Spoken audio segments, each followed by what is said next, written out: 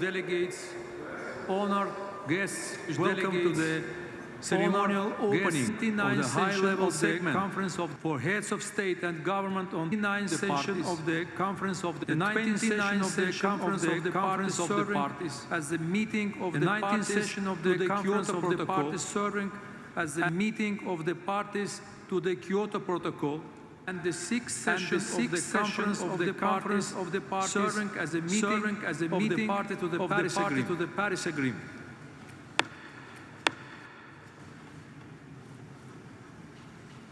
This afternoon, we are honored to have with us His Excellency Philemon Yang, President of the United Nations General Assembly, and Professor Jim Skier, Chair of the Intergovernmental Panel on Climate Change.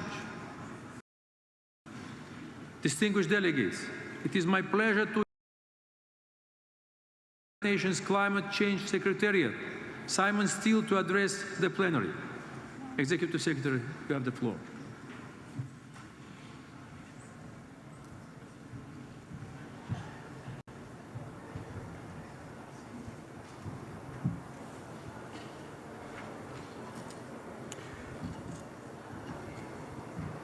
Excellencies, we used to talk about climate action as being mostly about saving future generations. But there's been a seismic shift in the global climate crisis, because the climate crisis is fast becoming an economy killer right now, today, in this political cycle. Climate impacts are carving up to 5% off GDP in many countries. The climate crisis is a cost of living crisis, because climate disasters are driving up costs for households and businesses. Worsening climate impacts will put inflation on steroids unless every country can take bolder climate action. Let's learn the lessons from the pandemic, when billions suffered because we didn't take the collective action fast enough, when supply chains were smashed. Let's not make that mistake again. Climate finance is global inflation insurance. Rampant climate costs should be public enemy number one. Letting this issue languish halfway down cabinet agendas is a recipe for disaster. But this isn't just about saving your economies and your people. Bolder climate action can drive economic opportunity and abundance everywhere. Cheap, clean energy can be the bedrock of your economies.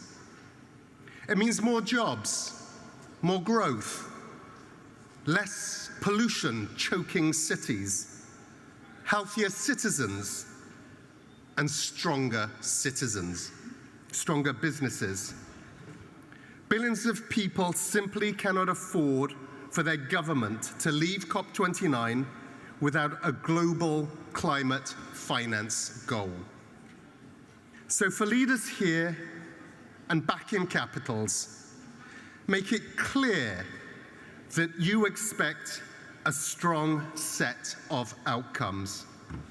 Tell your negotiators, skip the posturing and move directly to finding common ground. Bring those positions together. We also need your direct engagement on new national climate targets and plans, NDCs. so all of you can benefit from the boom in clean energy and climate resilience. These are not easy times, but despair is no strategy. Endure. It's not warranted. Our process is strong, the way humanity survives global heating. The time for hand-wringing is over, so let's get on with the job. I thank you.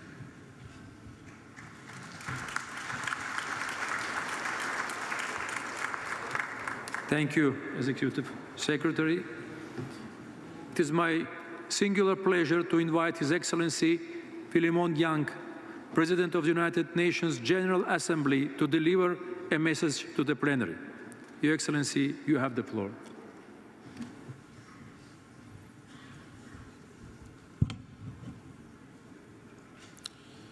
Excellencies, distinguished delegates, we meet at a moment of great need. We must undertake several measures to avert further climate disaster and ensure our resilience. How can we do that? Firstly, we must deliver on the necessary finance commitments. Let me be clear, without financing, climate action will simply not happen. So a first key outcome of COP29 must be the delivery of a new collective quantified goal for climate finance to address the unmet promise of $100 billion per year to support developing countries in their climate response. Climate finance should be additional to official development assistance. To put it simply, no developing country should have to choose between sustainable development and addressing climate change. We need to achieve both at the same time. I am pleased to note that the Loss and Damage Fund exists since last year, and I hope to see ambitious pledges towards it as we go forward. Excellencies, a second key outcome of reaffirming our goal to limit global temperatures as we agreed to in Paris and last September with the Pact for the Future. Our third outcome at COP29 is to fix the adaptation dilemma. As it stands, current global financial flows for adaptation, both private and public, remain insufficient, as highlighted by the sixth assessment report of the Intergovernmental Panel on Climate Change. As a result, our capacity to implement effective adaptation strategies and build resilience, particularly in developing nations, remains severely limited. We must do much better, striving to build momentum from the Pact for the Future, which member states adopted last September. The Pact was crafted to reinvigorate our multilateral system and make much needed progress in achieving the Sustainable Development Goals. COP29 is an opportunity to do just that, delivering meaningful outcomes that demonstrate solidarity in the face of immense adversity. As we look towards COP30 to be hosted by Brazil, we must recognize the need to significantly enhance international cooperation and the international enabling environment to stimulate ambition in the next round of nationally determined contributions. Excellencies, we commend Azerbaijan's presidency of COP29 The COP29 presidency's initiatives should be an example for all of us. Excellencies, the urgency of the climate crisis requires decisive action. To do that, we must commend the establishment of a COP Troika. This initiative will be crucial in maintaining continuity and coherence in our efforts, ensuring that each conference builds on the progress of the last with greater focus and ambition. The lives and livelihoods of future generations depend on our decisions here today. Let's seize the moment. Thank you.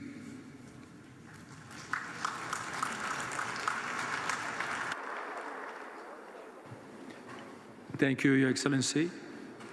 It is my distinct pleasure to invite Professor Jim Skier, Chair of Intergovernmental Panel on Climate Change, to address the plenary. Professor Skier, you have the floor.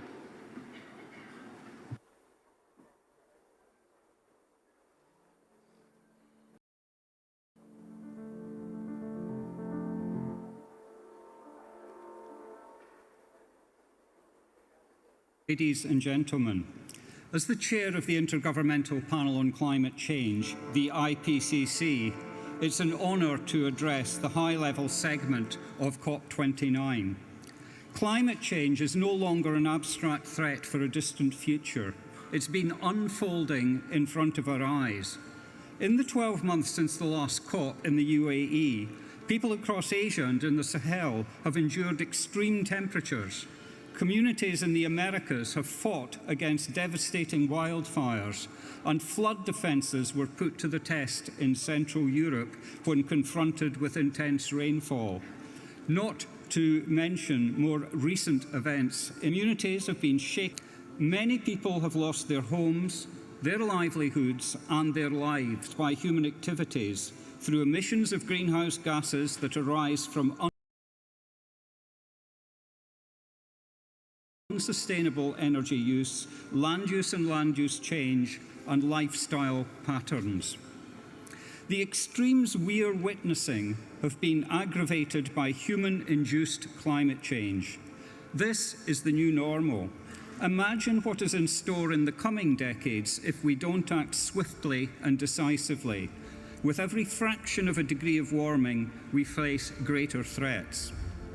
Children born today will not know a world without climate change. The IPCC has shown that we, and furthermore they, will live in a world marked by more intense storms, exceptional heat waves, devastating floods and droughts, a world where food chains are disrupted and where diseases reach new countries. Today, our chances of limiting warming to 1.5 degrees Celsius are hanging on a very slender thread. The recent UNEP GAP report concluded that global emissions would need to fall by 7.5% per year through to 2035 to return us to a 1.5 degree pathway. If we delay more ambitious action to 2030, this becomes an unprecedented 15% per year. Even limiting warming to 2 degrees is at risk. But this does not have to be the case. As the IPCC 6th Assessment Report demonstrated, we have the know-how, the tools and the financial resources to avoid the worst impacts of climate change. A world where transport is no longer polluting, our cities are green, and where we have transitioned away from fossil fuels. We've shown that carbon pricing, regulations and other interventions have already resulted in gigatons of avoided emissions, and more can be achieved if policies and measures are scaled up. Other development goals. Furthermore, we've shown that climate action can contribute to change already on us. We must address adaptation. The IPCC will be paying particular attention to this in the coming cycle. Most adaptation so far is fragmented, small in scale, incremental, sector-specific, and focused more on planning than implementation. Hard limits to adaptation, as well as soft limits caused by lack of resources and institutional capacity, are being reached in some sectors and regions. But we can take measures to address the triple planetary crisis of climate, biodiversity, and pollution. We can increase our resilience to the impacts of climate change by leveraging decision support tools and implementing more early warning systems.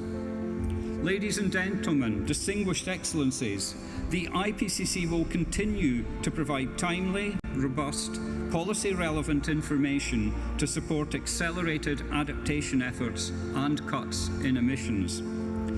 But the resolution of this global crisis is now in your hands.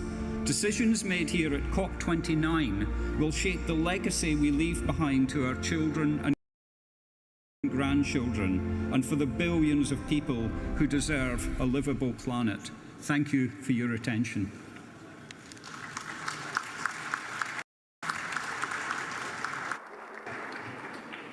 Thank you, Professor Ski. Your Excellencies, distinguished delegates, this brings us to the end of the ceremonial opening of the first part of the high-level segment. Please remain in your seats to allow our guests to leave the podium before we begin the delivery of national statements.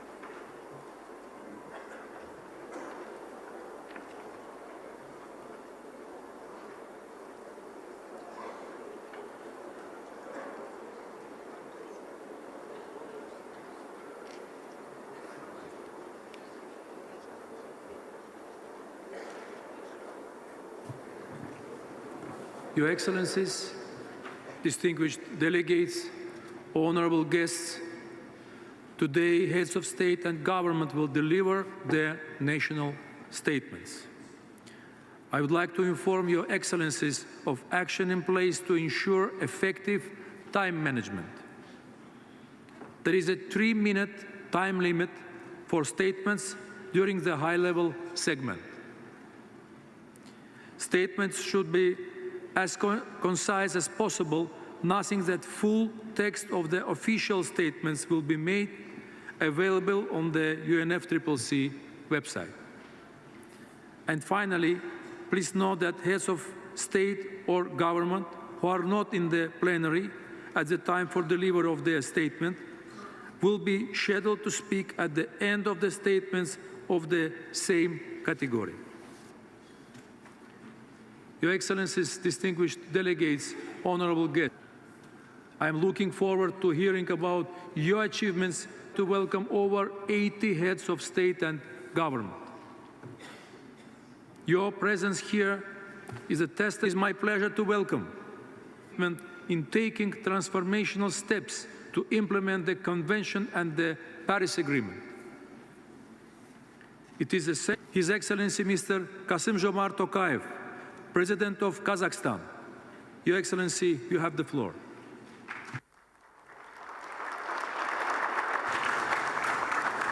Your Excellencies, Kazakhstan is firmly committed to the global climate agenda under the Paris Agreement, pursuing an ambitious target towards carbon neutrality by 2060.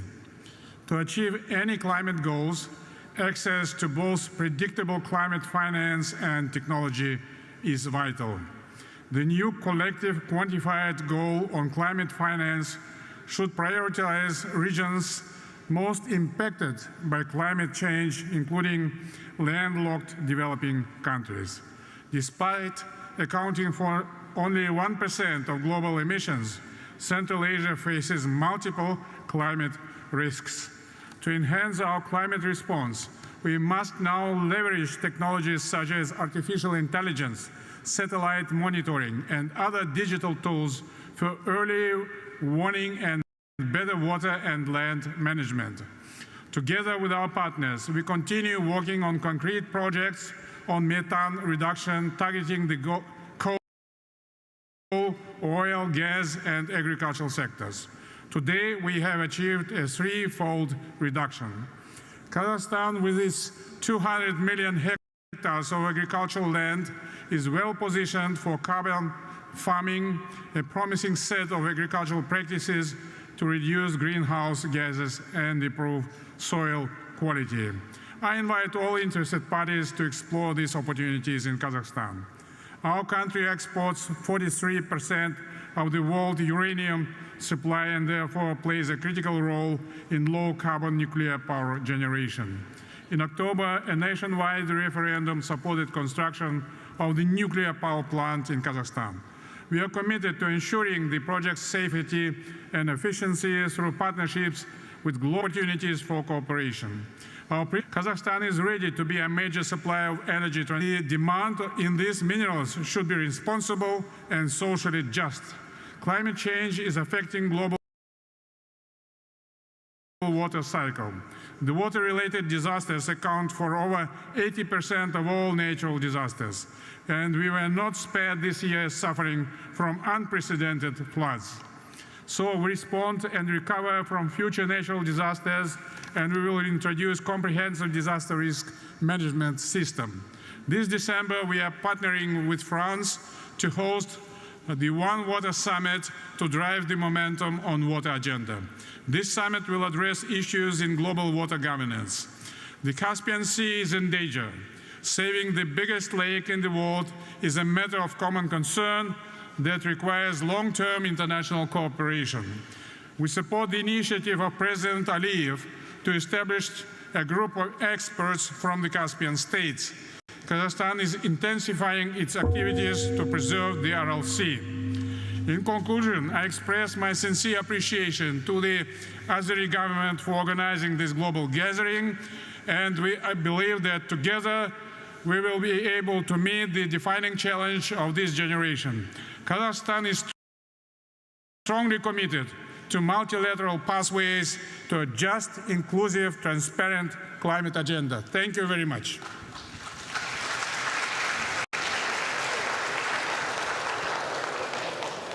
Thank you, Excellency. It is my pleasure to welcome His Excellency, Mr. Alexander Vučić, President of Serbia. Your Excellency, you have the floor.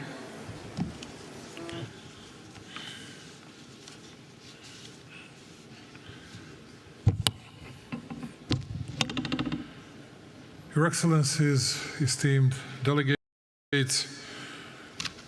since I have 3 minutes, will say that it's a special honor and responsibility for me to be here today and to participate at a meeting that brings together the high state officials to discuss the pressing topic of today, the challenges of climate change and the prerequisites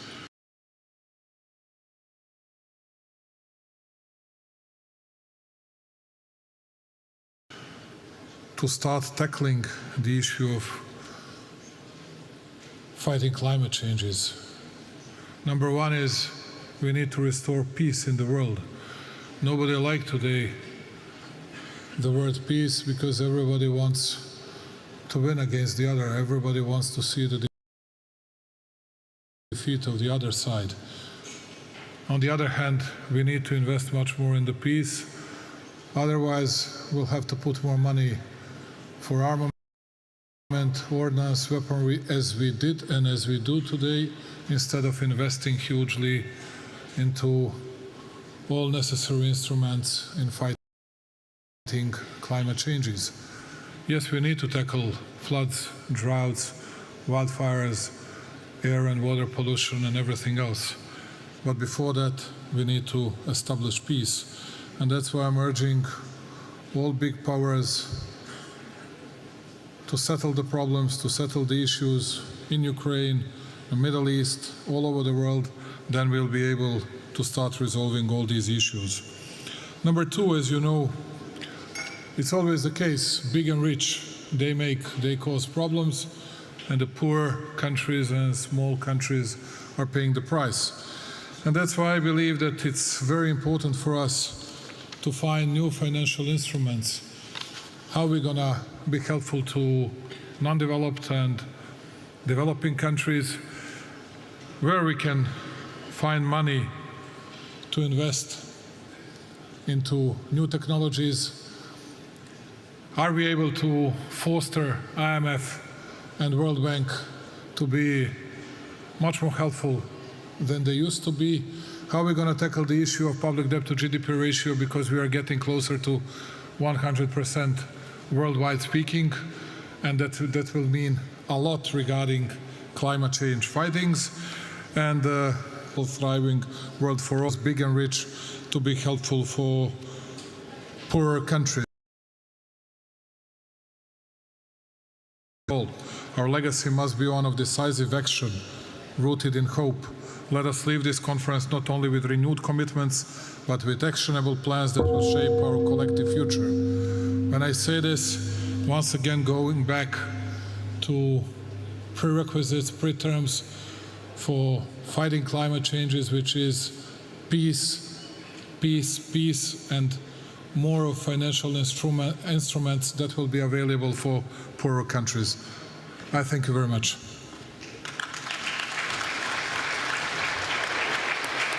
Thank you, Your Excellency. It is my pleasure to welcome His Excellency Mr. Emerson Dambudzo Mnangagwa, President of Zimbabwe.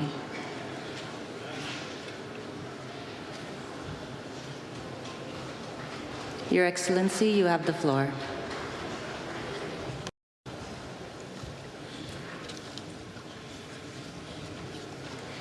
Your Excellency, President of the Republic of Azerbaijan, President Aliyev, Excellencies, distinguished ladies and gentlemen, I extend my profound gratitude to you, Your Excellency, President Aliyev, the government and people of Azerbaijan, for the warm hospitality and superb facilities put at our disposal. The COP29 theme is both timely and urgent, given the escalating global climate crisis. Science warns of the need to drastically reduce greenhouse gas emissions. Regrettably, pollution continues to degrade the environment, threatening the quality of our air and water, while biodiversity loss threatens food security, pushing millions into poverty and hunger. Zimbabwe bears the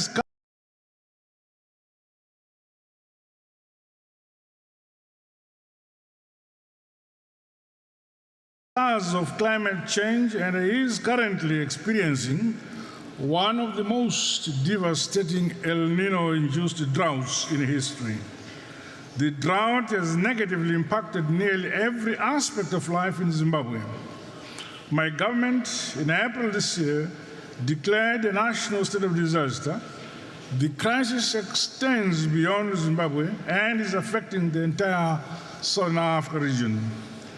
Our reliance on hydroelectric power has also made our clean energy supply precarious.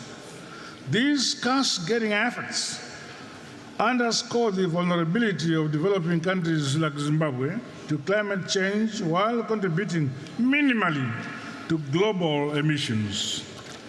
The transition to renewable energy is non-negotiable, while a just transition combined with robust financial technological support for developing countries are critically important to drive the climate action agenda.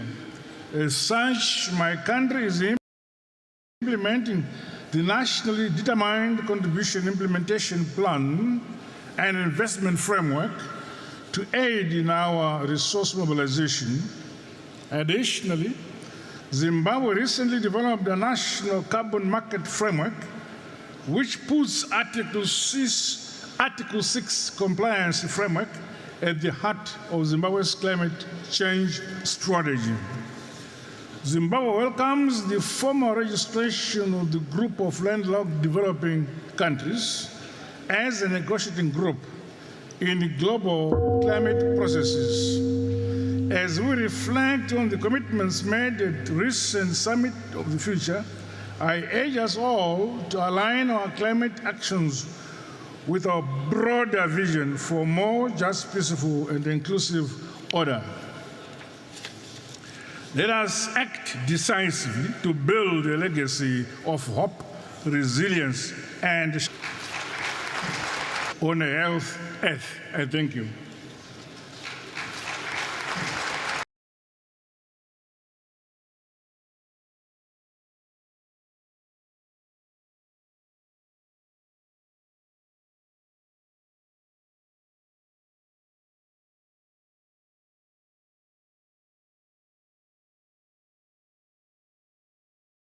His Excellency, Mr. Recep Tayyip Erdogan, President of Turkey. En kalbi duygularımla selamlıyorum. Bu başarılı organizasyon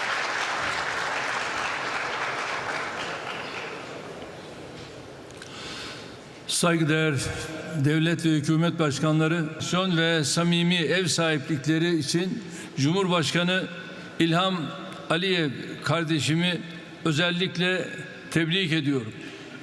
Ve böyle anlamlı bir buluşmada gerçekten iklim krizinin menfi etkilerinin en yoğun hissedildiği ülkeler arasındayız.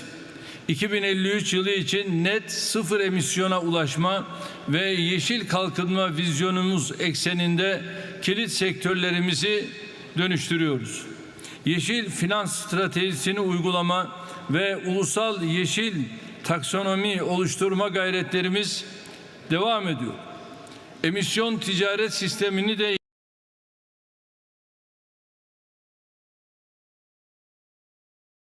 and development. We are creating our green financing strategy and we are on the brink of forming a national green taxonomy system. The cap and trade legislation will be offered for the ratification of the Assembly very soon. Before COP29, we have prepared our 2-year transparency report.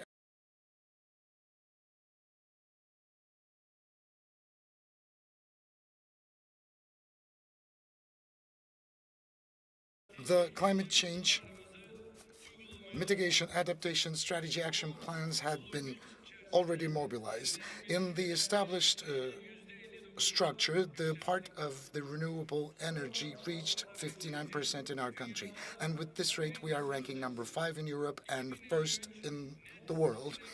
The net zero emission objectives for 2024 to 2030, we have the fundamental priorities such as energy efficiency, renewable energy, and nuclear energy.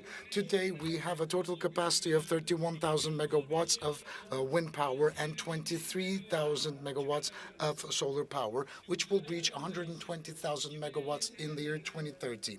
In the year 2050, our capacity for nuclear power will reach 20,000 megawatts. The National Energy Efficiency Action Plan for the years 2024 to 2030, we will have achieved the limitation of carbon emissions in the region of 100 million tons a year. Our EV, our National Electric Vehicle talk, is becoming much more widespread.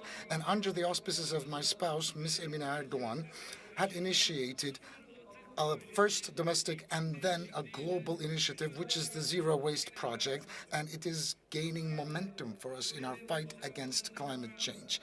And thanks to these efforts, since the beginning of the project, we've managed to eliminate the emissions of 5.9 million tons of greenhouse gases in the millions. All of these efforts cost billions for our economy.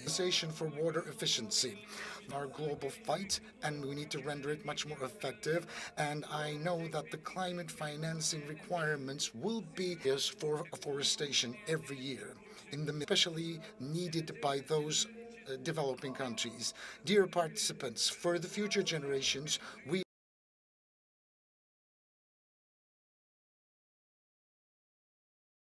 and we need to strengthen our global fight, and we need to render it much more effective. And I know that the climate financing requirements will be pledged once again during this summit, especially needed by those developing countries. Dear participants, for the future generations, we need to establish a world just, sustainable, and respectful towards nature. And at the 79th General Assembly of the United Nations, we had ratified the Pact for the Future. Today, we are talking about leaving a fairer world for the future generations, but at the same time, Israel's attacks on Palestine and Lebanon are still continuing, which is outside of our conscience, international law, and ethics.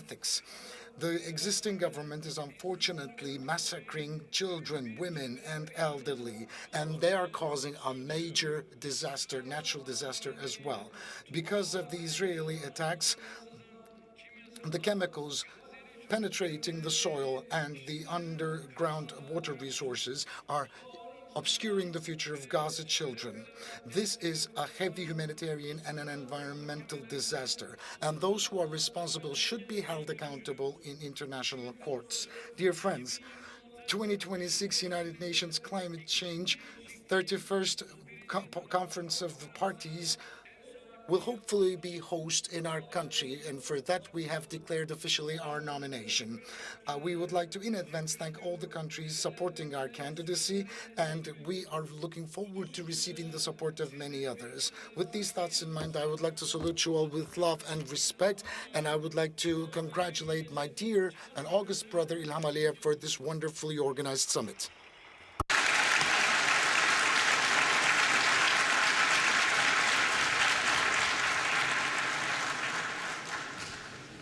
Thank you, Excellency. It is my pleasure to welcome His Excellency, Mr. Mohammed Ould Sheikh El Ghazouani. Your Excellencies, President. You have the floor.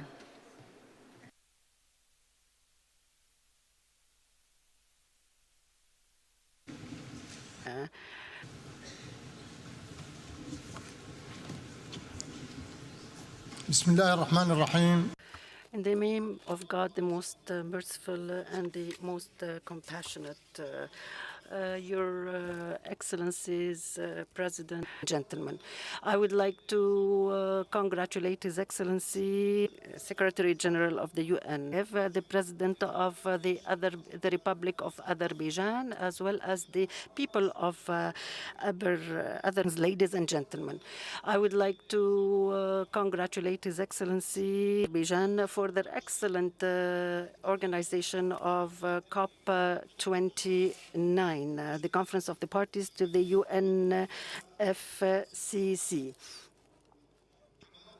I would also like to congratulate His Excellency Sheikh Mohammed bin Zayed Al Nahyan, the President of the UAE, for his excellent organization of the previous COP in Dubai, and the excellent series of results, such as the excellent agreement to implement the fund for the loss and damages related to climate change, as well as the various statements and declarations made in Dubai.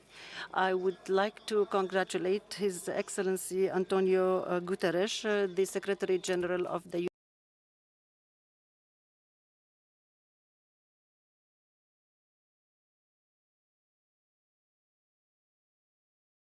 Ladies and gentlemen, the severe climate changes as a result of the severe heating on the planet represent threats and risks to our life on this planet.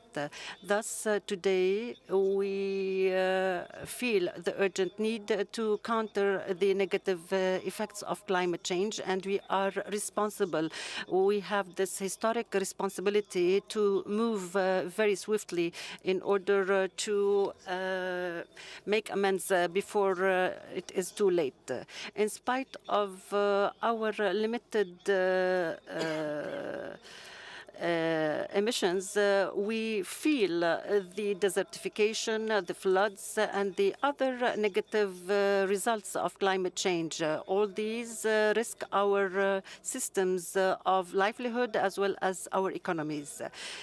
In spite of the fact that we have not participated or contributed a lot to that climate change, we do take climate action very seriously, and we have an initiative related to the Green Wall, and we have adopted the Middle Eastern Initiative for a Green Middle East that was launched by our brethren state, Saudi Arabia. We have adopted severe actions to limit the emissions, and we have imposed taxes within the country in order to limit the emissions and to restore the energy, which is more than 4,000 mega, also exert various efforts able to use these renewable energy to the best of our capabilities. We have reached 48% of such use and aim at 60% by 2030. And here we would like to renew our call to international financial organizations to support us in this effort. And here I would like to underline the fact that Africa exerts major efforts to reduce the emissions in spite of the fact that we do not produce a lot of those emissions. And this is through the use of renewable energy and increasing our adaptation policies to counter negative climate change effects. We need to strengthen international cooperation, regional cooperation. We need also to seek new funds and mobilize new funds according to the needs and priorities of the least developed countries, particularly in Africa. I wish you all the best in this COP28 and hope that we will be able to adopt further conclusions and declarations and statements that would underline our collaborative action to counter climate change. Thank you.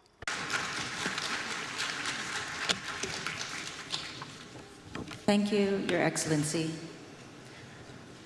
It is my pleasure to welcome His Excellency Mr. Shavkat Mirziyoyev, President of Uzbekistan. Your Excellency, you have the floor.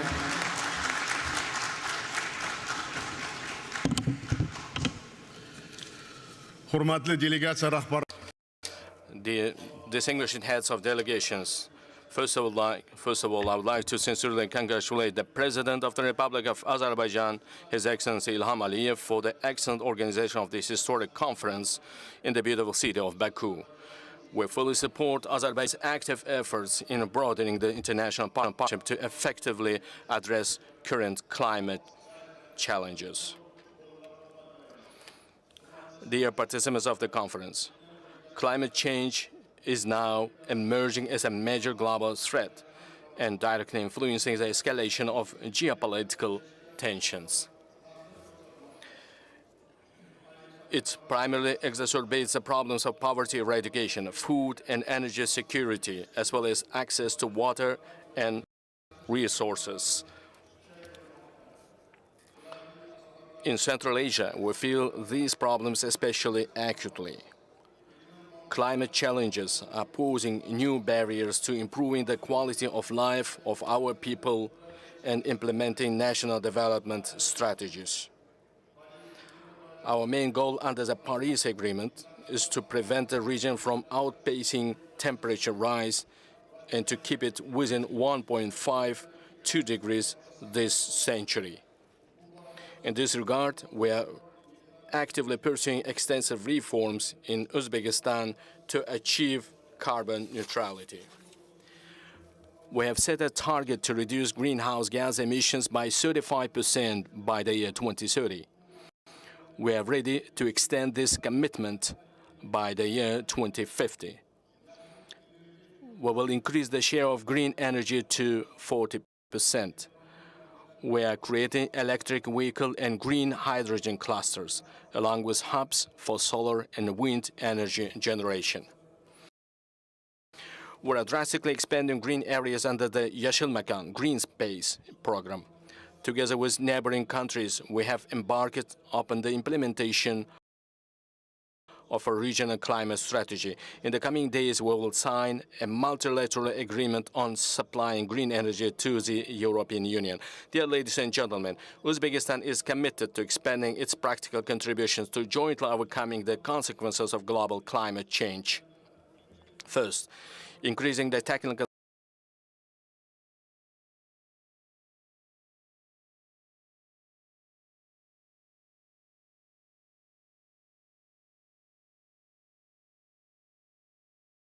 In this regard, we propose to consider the establishment of an international center for climate loss and damage assessment. Second, unified approaches are essential in preventing the pollution of transboundary water resources and preserving sustainable biodiversity. Using our region as an example, I would like to highlight that the total disappearance of the Aral Sea before the eyes of a single generation has become a global tragedy. In this regard, we support the development of a declaration on obligations to ensure the ecological safety and health of river ecosystems under the auspices of the United Nations. Third, we plan to launch a regional genetic resources bank involving leading multilateral structures in order to improve crop resilience to climate change.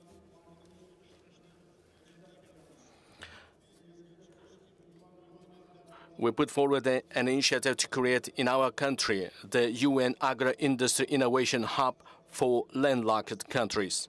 Fourth, we propose to create an alliance of world climate capitals for the transfer of advanced knowledge and best practices on sustainable development in megalopolises and cities which are negatively affected by climate change and host its first forum in the city of Tashkent. Fifth, we invite the representatives of our countries of your countries to participate at the Global Youth Festival of Digital Green Initiatives on May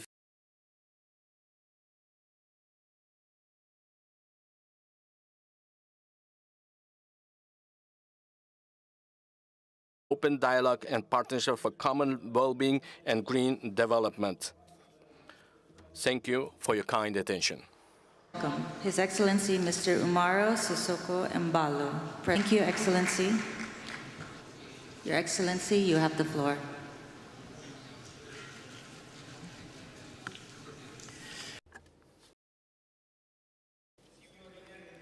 Mr. Ilham Aliyev, President of the Republic of Azerbaijan.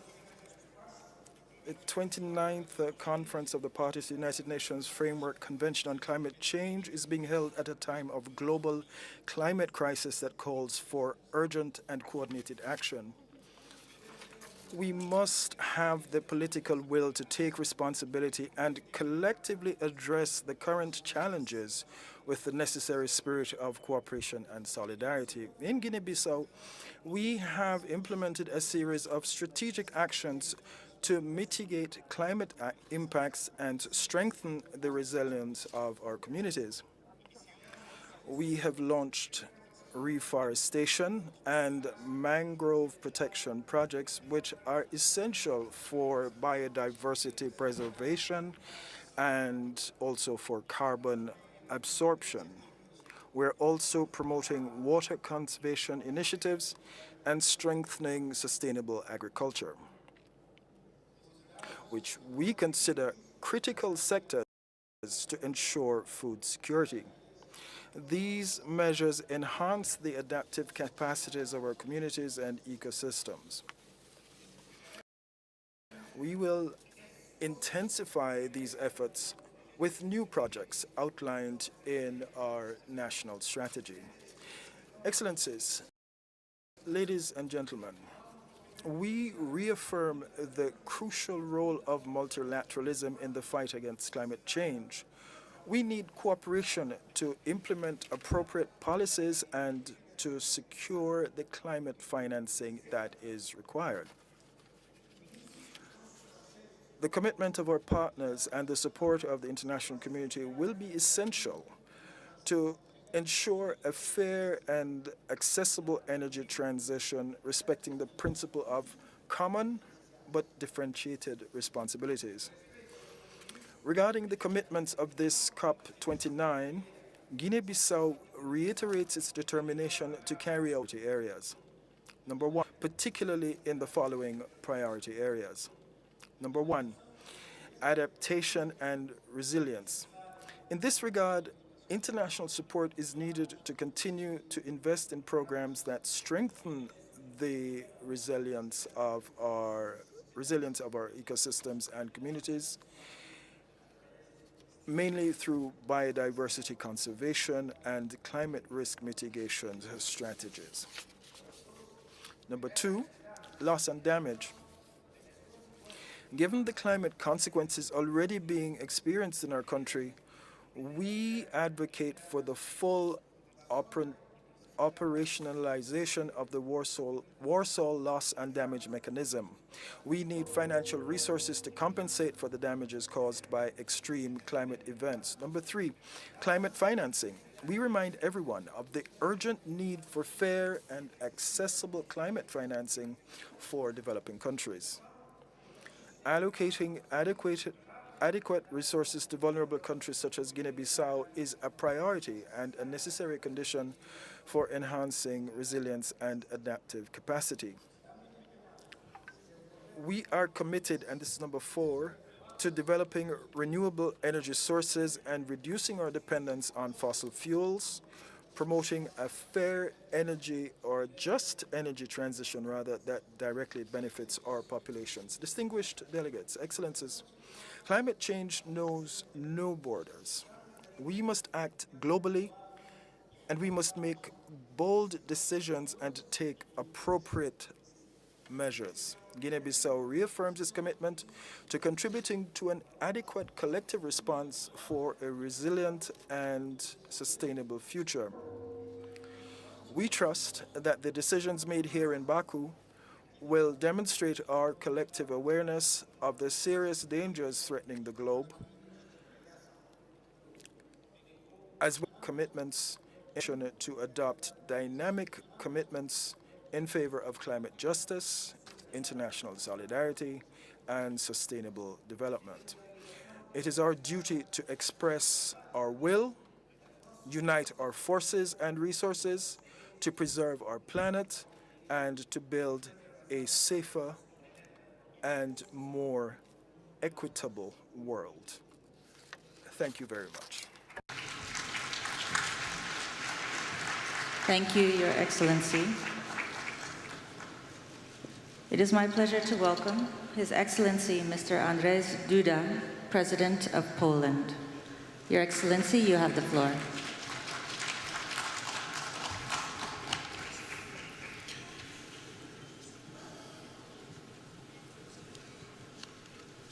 Distinguished Madam President, distinguished Mr. Secretary General, distinguished President Aliyev, distinguished presidents, heads of the states and the governments, ladies and gentlemen, I warmly congratulate Minister Mukhtar Babayev on taking over this year's presidency of the 29th session of the Conference of the Parties of the United Nations Framework Convention on Climate Change. I thank His Excellency President Aliyev and the Republic of Azerbaijan for the organization of the event and for excellent hospitality. This is the last time that I attended the conference of the parties as President of the Republic of Poland. I'm pleased to be able to raise once again issues of such immense importance to our future. During my presidency in Poland, I have worked to keep the climate policy agenda high on my country's priority list. I'm glad that I had the pleasure to personally ratify the Paris Agreement in 2016. I also feel great satisfaction with the organization of COP24 in Katowice. It was, in my opinion, a landmark event in many ways. It was in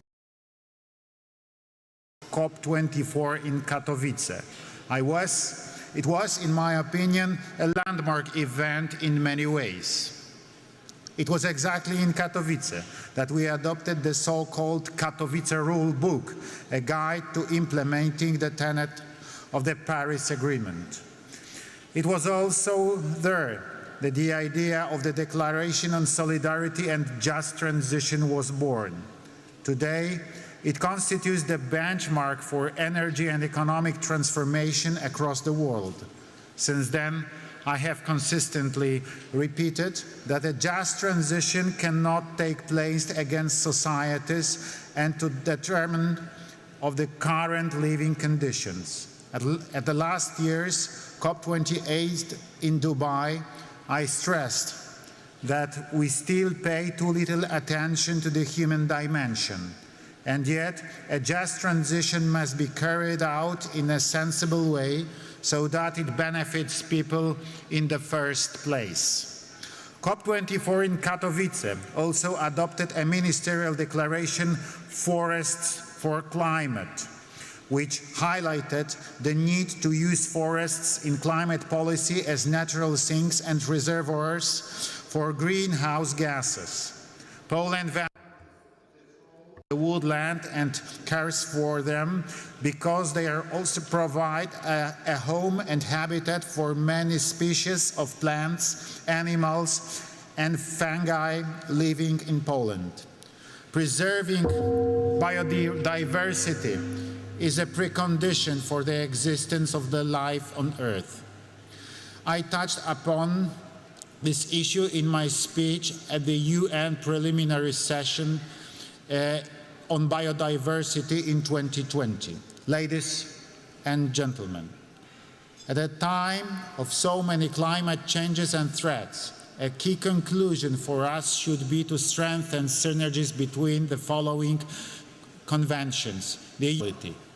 Let us also remember that our environment CBD on biological diversity and the UNCCD to combat desertification.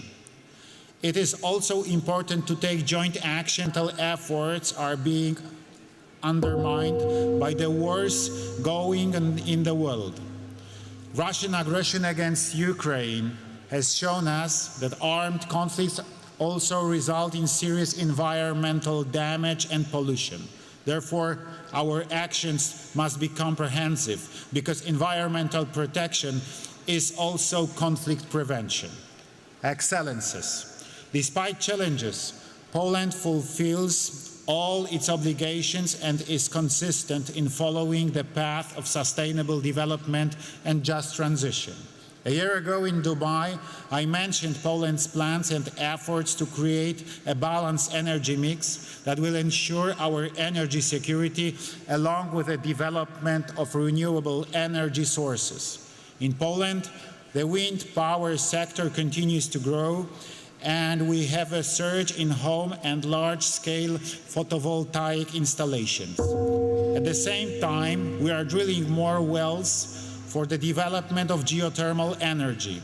A year ago, I also presented Poland's ambitions to build a stable nuclear power industry. I am glad that in Dubai, I was able to take part in the event accompanying the adoption of the Declaration of Tripling Nuclear Power Capacity. I signed it with full conviction because I believe that nuclear is the future. And it is only nuclear that will help us to achieve our climate goals and guarantee clean, safe, and stable energy. We are an example of a country which for years has been able to ensure both a steady GDP growth and a decrease in the carbon intensity in our economy. This is the best confirmation to the current and previously held speeches by others on the path of sustainable development, that Polish solutions are appreciated in the world. I am glad that many Polish ideas, including mine, are being implemented by other countries.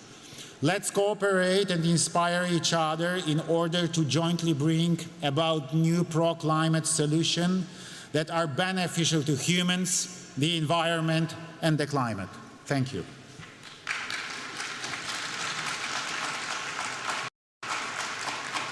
Thank you, Your Excellency.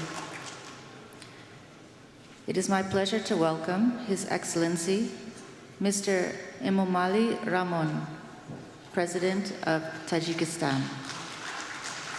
Your Excellency, you have the floor.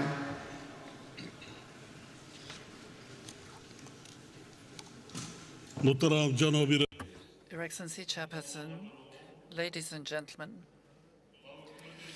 I would like to express my profound gratitude to the government of the Republic of Azerbaijan and the United Nations for the warm welcome and hosting today's event at the high level.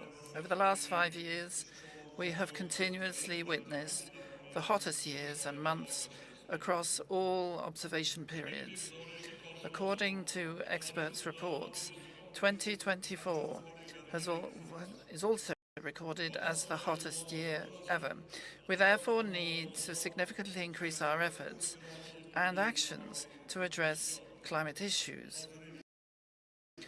Distinguished audience, based on our green economy development strategy, we intend to fully transform energy production in the country to renewable sources by 2032 and to convert Tajikistan into a green country by 2037.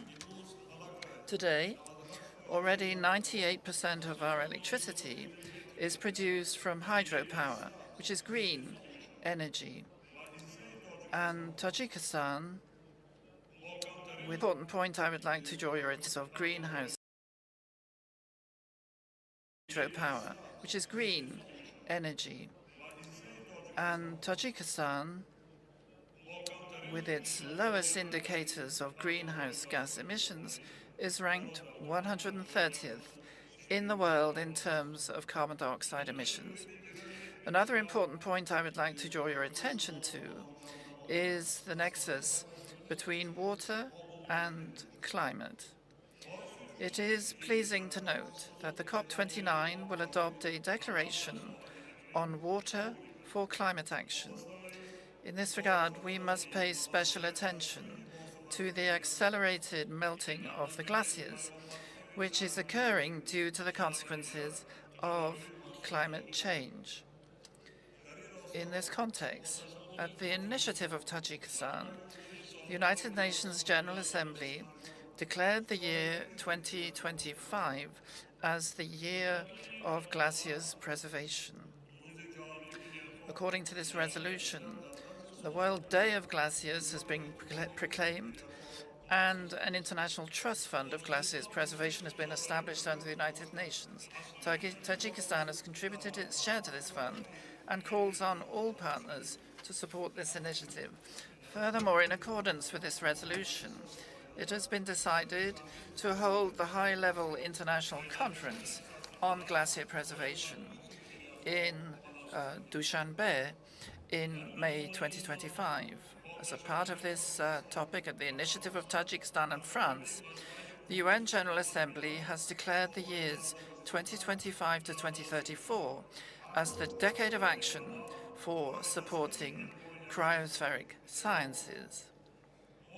Given the importance of these issues, I propose that under the auspices of the World Meteorological Organization and in cooperation with other development partners, a regional coordination center for glaciology be established in the city of Iraq. Your Excellency, you have the floor. I thank you for your attention.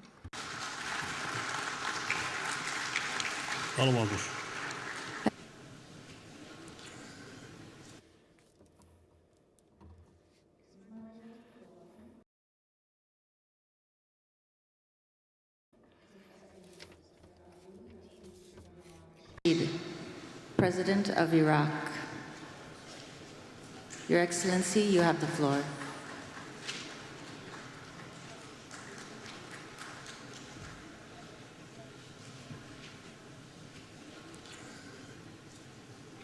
أصحاب السعادة والفخامة والسمو والمعالي السيدات والسادة السلام عليكم ورحمة Your Majesty and Excellencies, may the peace of God be with you. Today, we convene for the 29th COP on climate change, a crucial conference which affects us all. But may I begin by expressing our deepest gratitude to the Republic of Azerbaijan for its warm welcome and hospitality.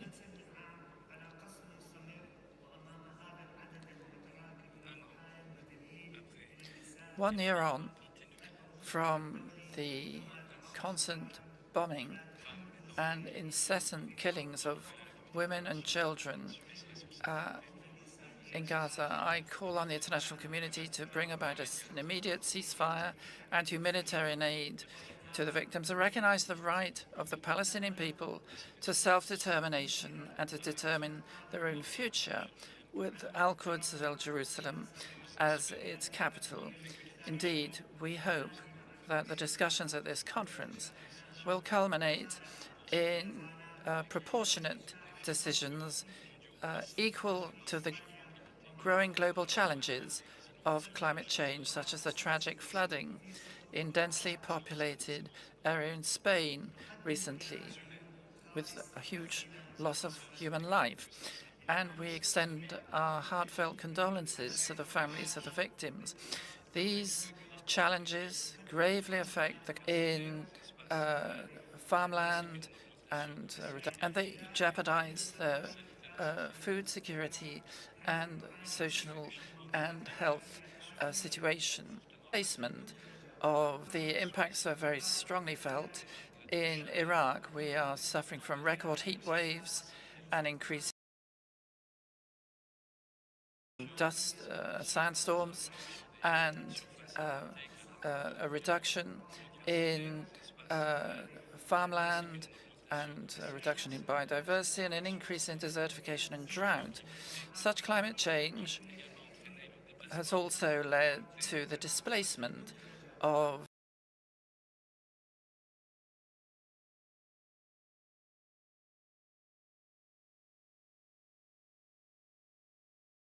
heritage and civilization may disappear as a result.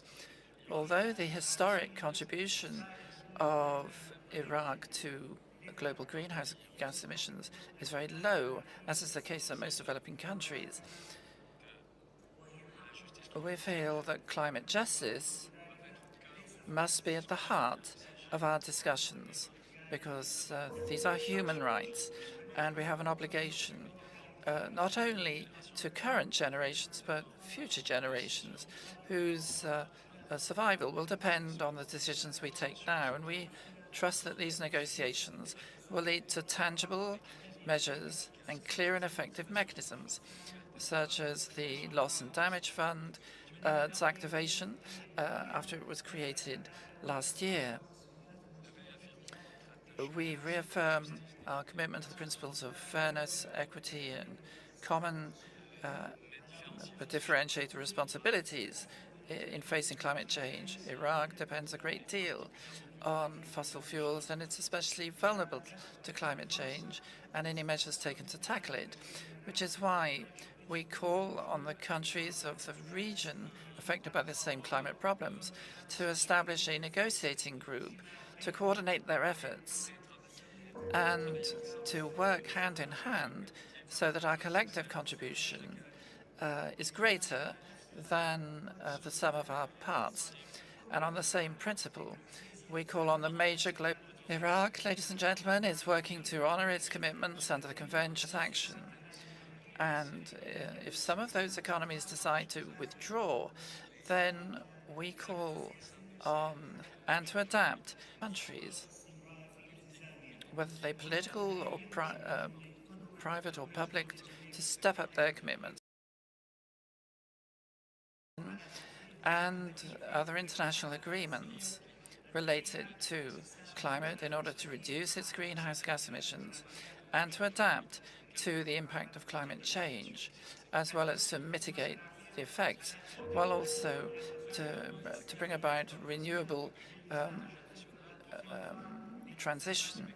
And we have restated our commitments under the Paris Agreement, and we've completed the preparation of a technological needs assessment and a national plan to define our climate technology needs in priority areas. We are also about to complete a climate investment plan to plot the course for public and private investors and meet our climate commitments through national and foreign investment and mobilizing financial resources to tackle climate change and move towards a more sustainable future. Iraq, after taking tangible measures to reduce methane emissions, is one of the first countries in OPEC to accede to the global pact on methane. And we are working for the Global Coalition for Clean Air and reduction of methane emissions, and we seek to eliminate the burning off of this gas between now and 2028. To conclude, I would like to remind the international community of the importance of its role in promoting regional peace and security in the Middle East. For a long time, we've suffered from conflict and tension in the region, and the economic and social consequences persist. Thank you very much, and may the blessing. Dear ladies and gentlemen, against the backdrop of exhilaration. Thank you, Your Excellency. It is my pleasure to welcome His Excellency Mr. Sadir. In global climate change, we today must agree on coordinated, well-funded climate action to achieve the ambitions of the Paris Agreement. When we speak in the climate issue, we must unite regardless of relations between the countries of the world. We support the early adoption of the new collective quantitative goal on climate finance and call on development countries to raise amount of climate finance assistance to developing countries up to $2 trillion with easier access to this finance. For its part, Kyrgyzstan has initiated a mechanism for exchanging external debt for climate and sustainable development projects. We propose restructuring of the country's external public debt by applying the debt exchange mechanisms for specific green projects, including using the mechanisms of the Climate Trust Fund being created in Kyrgyzstan, which will finance projects in the fields of ecology and sustainable mountain development. We invite interested countries to join this fund. Taking the opportunity, I would like to express gratitude to Turkey and Germany, as these two countries have taken the decision to transfer debt to green projects. Dear ladies and gentlemen, in our country, we have a number of projects implemented in the field of renewable energy sources. Thus, together with our neighboring countries, a project has been launched in the region to build the largest hydropower plant, Kambarata 1. The climate context change, issues of inefficient use of water resources are becoming increasingly important. In this regard, we kindly request development partners to support our initiative to establish a regional center for the implementation of energy-efficient and resource-saving technologies in Bishkek. Melting of glaciers and reduction of the glacier cover, low water, intense melting of glaciers and reduction of the glacier cover, low water levels, and desertification. I would like to draw your attention to the fact that the life of people living in the downstream regions also depends on the process occurring in mountainous regions and ecosystems. Due to climate change, these water resources in the region are decreasing every year, negatively affecting water and energy, food security, and in general the socio-economic situation of all countries. Recognizing the importance of the issue of sustainable development of mountain regions, the UN General Assembly, on our initiative, adopted at its 77th session the resolution Sustainable Mountain Development, within the framework of which 2023-2027 is declared a 5-year action for mountain regions. I invite all participants to Kyrgyzstan and for the second Global Mountain Summit Bishkek Plus 25 in 2027, during which we will summarize the results of the Mountain 5 years. Thank you very much for your attention.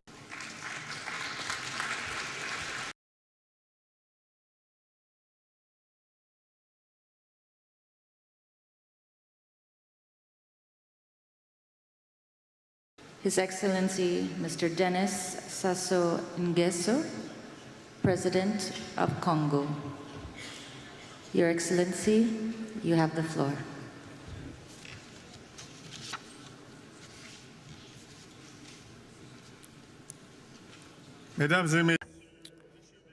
Heads of State and Government, Mr.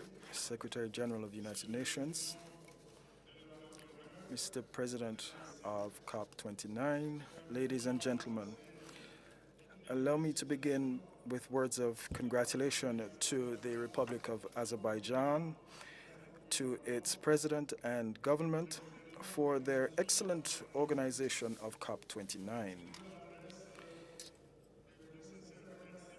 We extend to them our most sincere appreciation for the warm hospitality extended to my delegation and to myself. Ladies and gentlemen, the Republic of Congo, as most of you already know, has for almost a half a century taken full part in the global effort to tackle climate change and biodiversity loss. Indeed, my country has placed issues related to environmental conservation at the heart of its national policy and front and center in its international commitments. This year, in July, in Brazzaville, my country's capital, we hosted the first international conference on afforestation and reforestation. In our bid to deliver on our commitment and to strengthen the essential role of forests in a permanent one, recently Congo bid to make submitted to the United Nations General Assembly a resolution on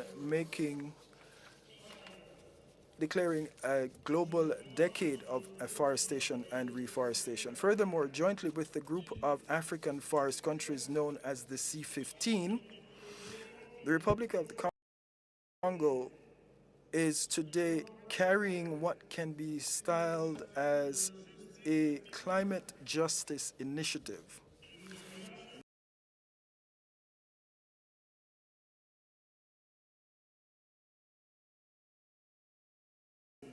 This is an initiative which is aimed at including gross natural capital of countries in our calculation of states' GDP.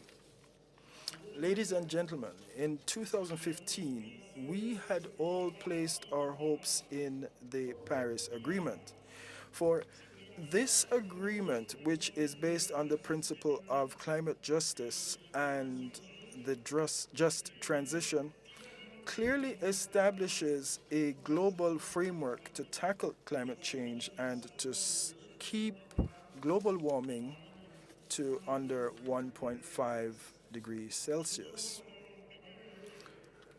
We note with regret, however, that the financing mobilized since 2015 is not commensurate with our expectations and in no way corresponds to the level of our commitments.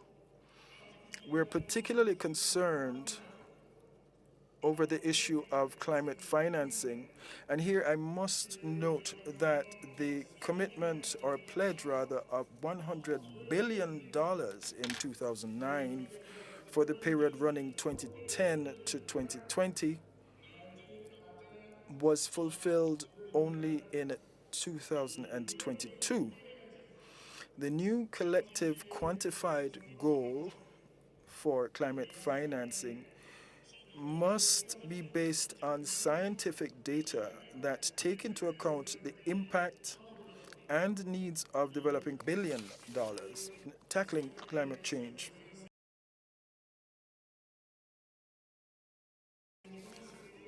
Our fervent wish is that the amount in this new goal will be established and defined from a perspective of climate justice and the just transition. This objective should enable our countries to reduce our debt burden rather than worsen it.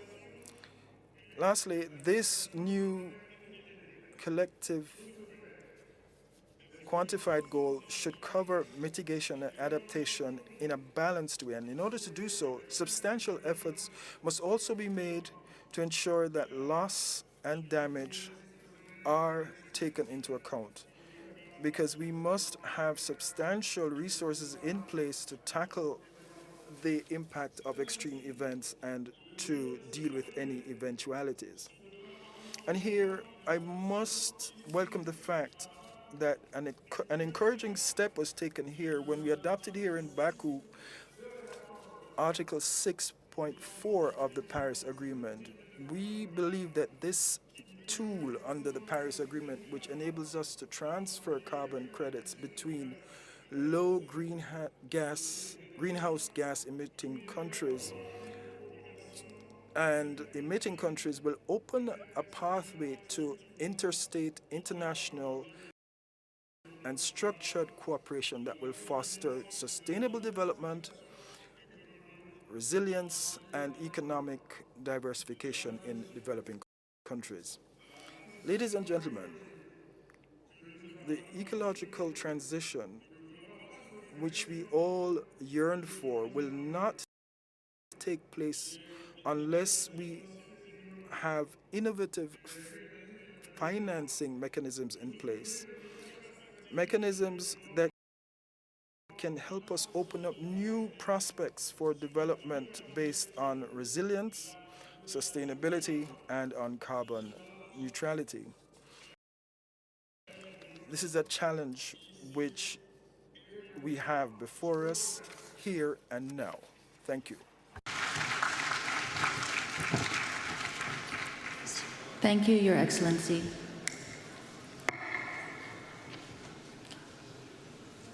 It is my pleasure to welcome His Excellency, Mr. Alexander Lukashenko, President.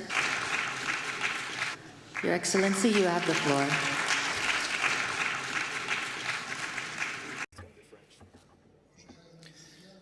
Distinguished friends, much has been said about how much has been done in dealing with climate change, but I've followed events since the last conference, and things have only got worse. A war in the Middle East, a war in Ukraine, a war in the south of Yemen.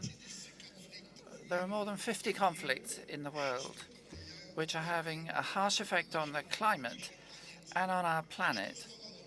So what's got better?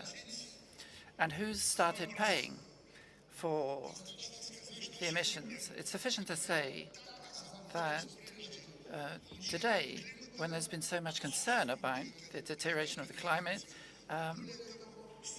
all we see is people who are responsible for this are absent from this climate, and we've just had the presidential election in the United States. So the question is, how effective are our actions at such meetings when the president of France, which was the country responsible for the Paris Agreement, he's not even here. He feels it's not relevant. So there's nothing to be proud about at present, but what we can do is thank our Azerbaijani colleagues for the excellent organization of this summit.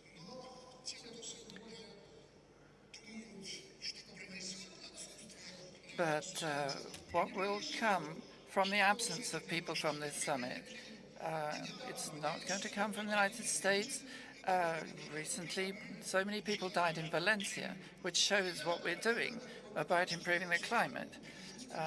But I have to say that there's nothing to hold against our country. We are strictly complying with all our obligations. But since there is this deep-seated bureaucracy in the UN Secretariat, it's almost impossible to say anything substantive. I will say just a few key things.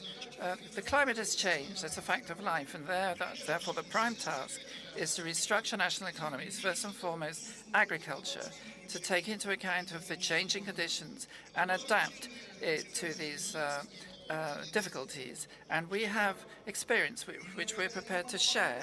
Secondly, there's a need to help the developing countries to secure equal access to green technologies without impairing their national interests,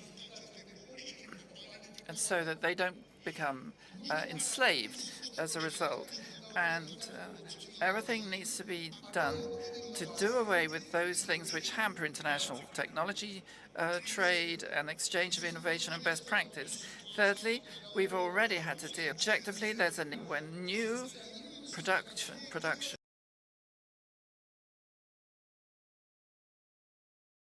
need for new approaches to a comprehensive assessment of the potential impact of innovation on the environment throughout the entire life cycle of such production. This and other areas require a consolidation of international efforts, and not mere words but deeds. And therefore it's time to move from words to deeds. And those who have to pay must pay, and not hide in the shadows. Thank you very much. Thank you, Your Excellency. It is my pleasure to welcome His Excellency Mr. Mohammed Yunus A. Menfi, President of Libya. Your Excellency, you have the floor. Okay. Thank you.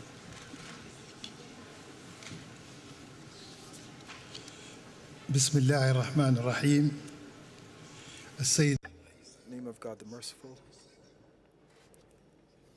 Your Excellencies, ladies and gentlemen, let me begin by thanking the government and people of the Republic of Azerbaijan for their generous hospitality. I also thank the President and for their wonderful organization of this conference. We greet you all well. Today, from our direct experience in Africa of climate events, that climate change is having a devastating effect on the planet, and this is imperiling the human development and lives. And our concerns for the future of current and future generations are even worse because of the increasing disasters leading to human and material loss. We notice that intensifying conflicts are intensifying, and we welcome the call for truce and to reduce military activities, and we encourage the presidency to renew this call each time for global peace. Ladies and gentlemen, 14 months ago, several regions in the Green Mountains experienced disasters that caused the loss of hundreds of lives. Today we can only note that we cannot deal with these disasters alone, which are often sudden disasters. We can only deal with them if we have financing, building to act alone, which are often sudden disasters. We can only deal with them if we have financing that is easy to access and can respond to the situation in each state, as well as through the transfer of technology and techniques, and by building national capacity as well. And if we allow the private sector to participate along with civil society in our countries in this endeavor, this can help improve lives, and we need a better approach to water security, and this can help strengthen our resilience to climate change.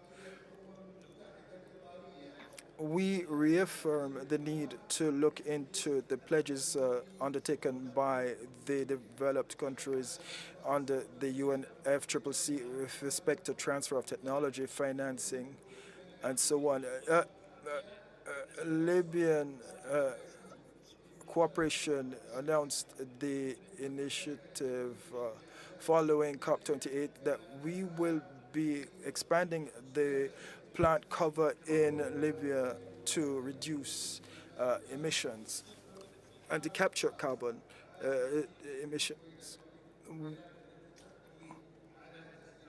We believe we'll be able to achieve net zero by 2030, but also create a carbon credit bank.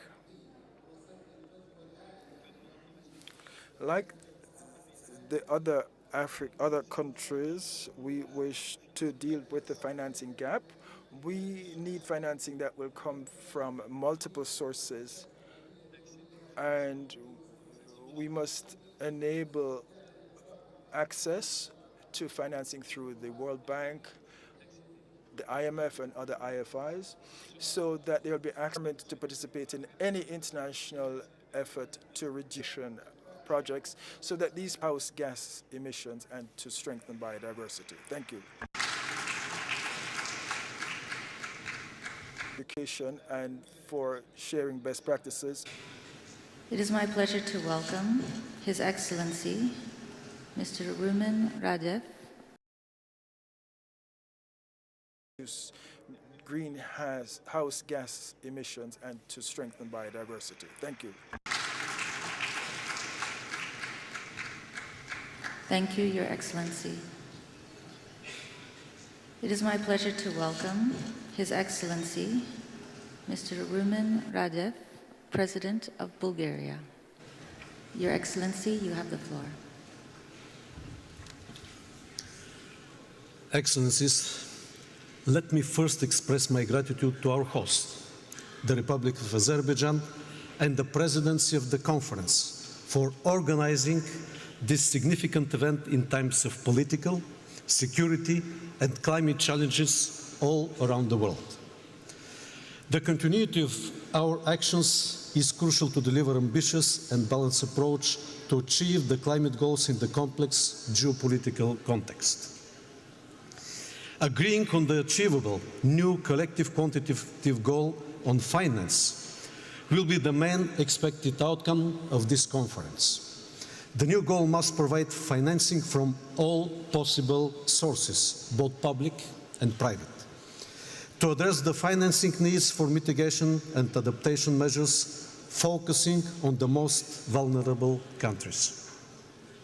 At the same time, we must significantly strengthen the mitigation ambition and remain on the course of decarbonizing global energy systems. This can only happen if we embrace all available technologies, significantly improve energy efficiency, upgrade energy infrastructure, and ensure that energy security remains of utmost importance.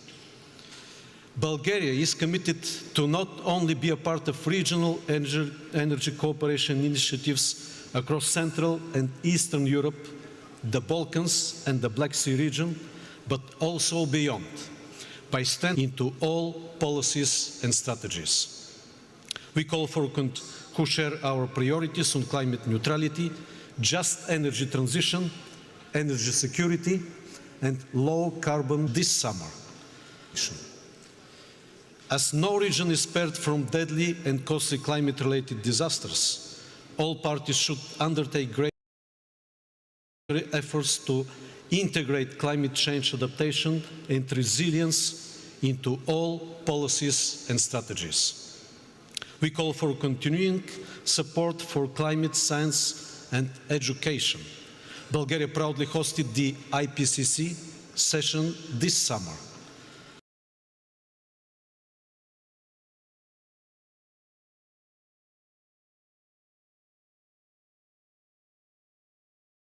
Stability. Finally, let me conclude by reiterating Bulgaria's commitment to climate policy goals. We stand with all countries willing to strengthen climate diplomacy and regional cooperation, as only together we can achieve a better and resilient future for us and for the future generations. Thank you.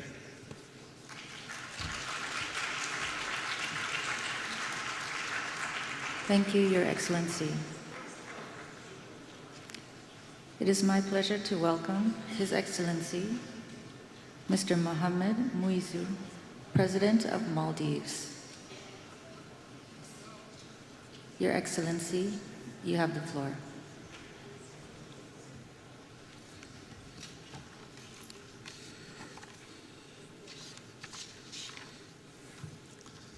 Bismillahirrahmanirrahim. Excellencies, ladies and gentlemen, I extend our gratitude to the government and people of Azerbaijan for the exceptional hospitality and leadership. We pledge our full support to ensure the success of this COP. We also congratulate the UAE for its successful COP28 presidency. Vulnerable, this is how the Maldives is often portrayed. But we are a nation of extraordinary fortitude. We speak not for stronger climate action. Our call has not changed. Active action. Our story is not, because for us, the environment and the ocean are more than resources. They are our cultural identity, cooperation. Since hosting the first sacred duty, at COP28, I shared my vision for a climate-resilient Maldives. Our call has not changed. Our course has not strayed. Because for us, the environment and the ocean are more than resources. They are our cultural identity. Their protection remains our sacred duty. At COP28, I shared my vision for a climate-resilient Maldives.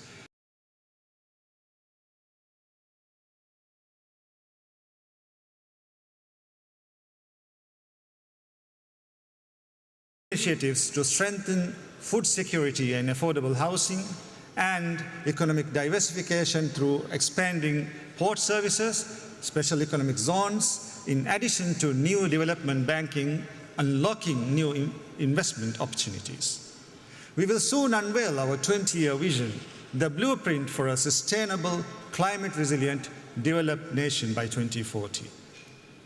Mr. President, it is the lack of finance that inhibits our ambitions, which is why this COP, the finance COP, we need to deliver. The new climate finance goal must reflect the true scale of the climate crisis. The need is in trillions, not billions. It must consider the special circumstances of small island developing states. It must include adaptation, mitigation, and loss and damage, and increase contributions to it. As we approach the next round of nationally determined contributions, developed nations must increase their ambition to close the emissions and finance gap and align with the 1.5-degree goal. Mr. President, as we look around the globe, we see funds flowing freely to wage war, but scrutinized when it's for climate adaptation. We need to reprioritize, revise the international financial system. We must choose the path that changes lives, not the climate. My delegation here is determined that the finance goal should be scored right here in Azerbaijan. The President of Togo. Your Excellency. Finance falls still short and our hopes fails. Let us prove this time it will be different. Government.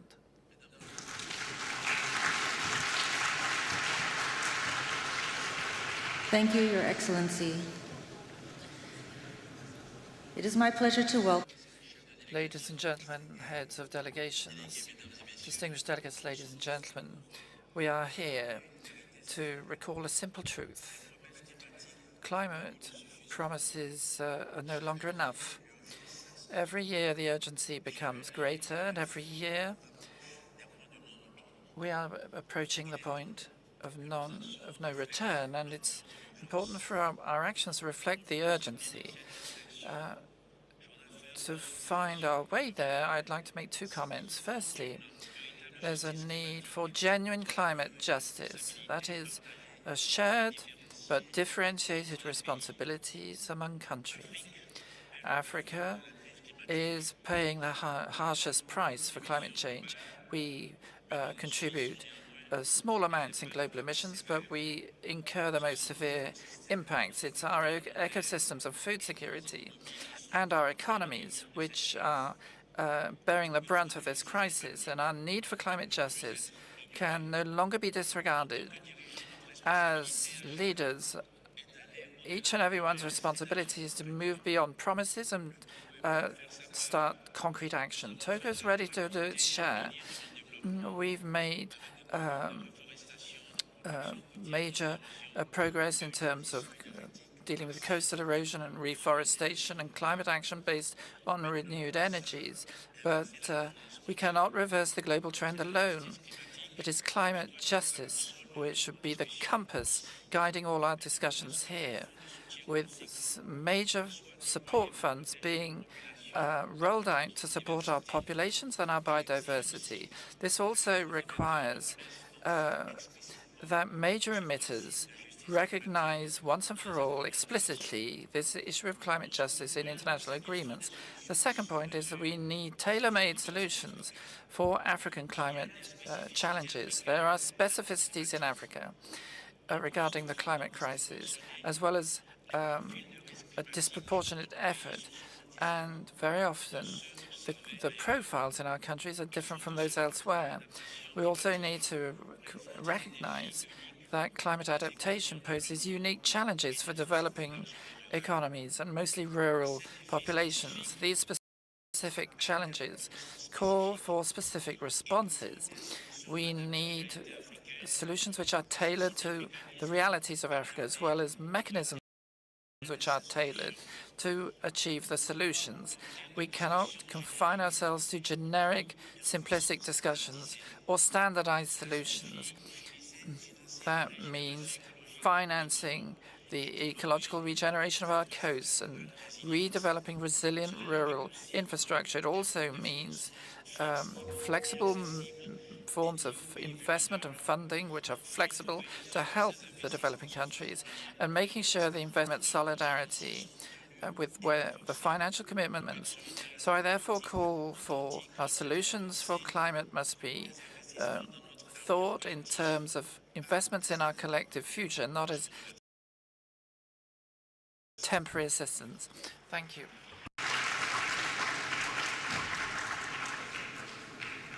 Thank you, Excellency.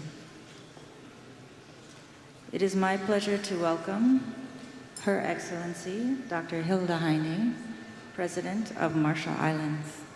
Your Excellency, you have the floor.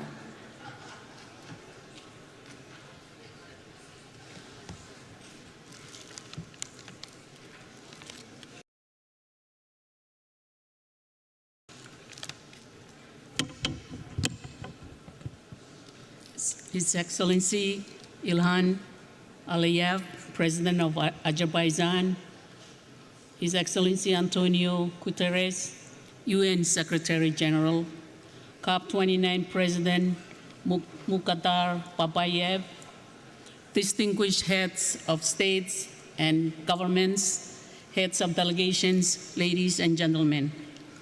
Yahweh, on behalf of the Republic of the Marshall Islands, it is an honor to once again participate in this critical summit. The Marshallese people are navigators. We are the descendants of those that found tiny strings of islands, atolls that just glance above the waves of the wide Pacific Ocean and made them our homes. Our forebears mapped the tides with sticks, coconut fronds, and shells. So it is in our blood to know when a tide is turning. And on climate, the tide is turning today. It is no longer a question of whether the energy transition will occur, but how. Will it be fair and inclusive? Will it be fast enough?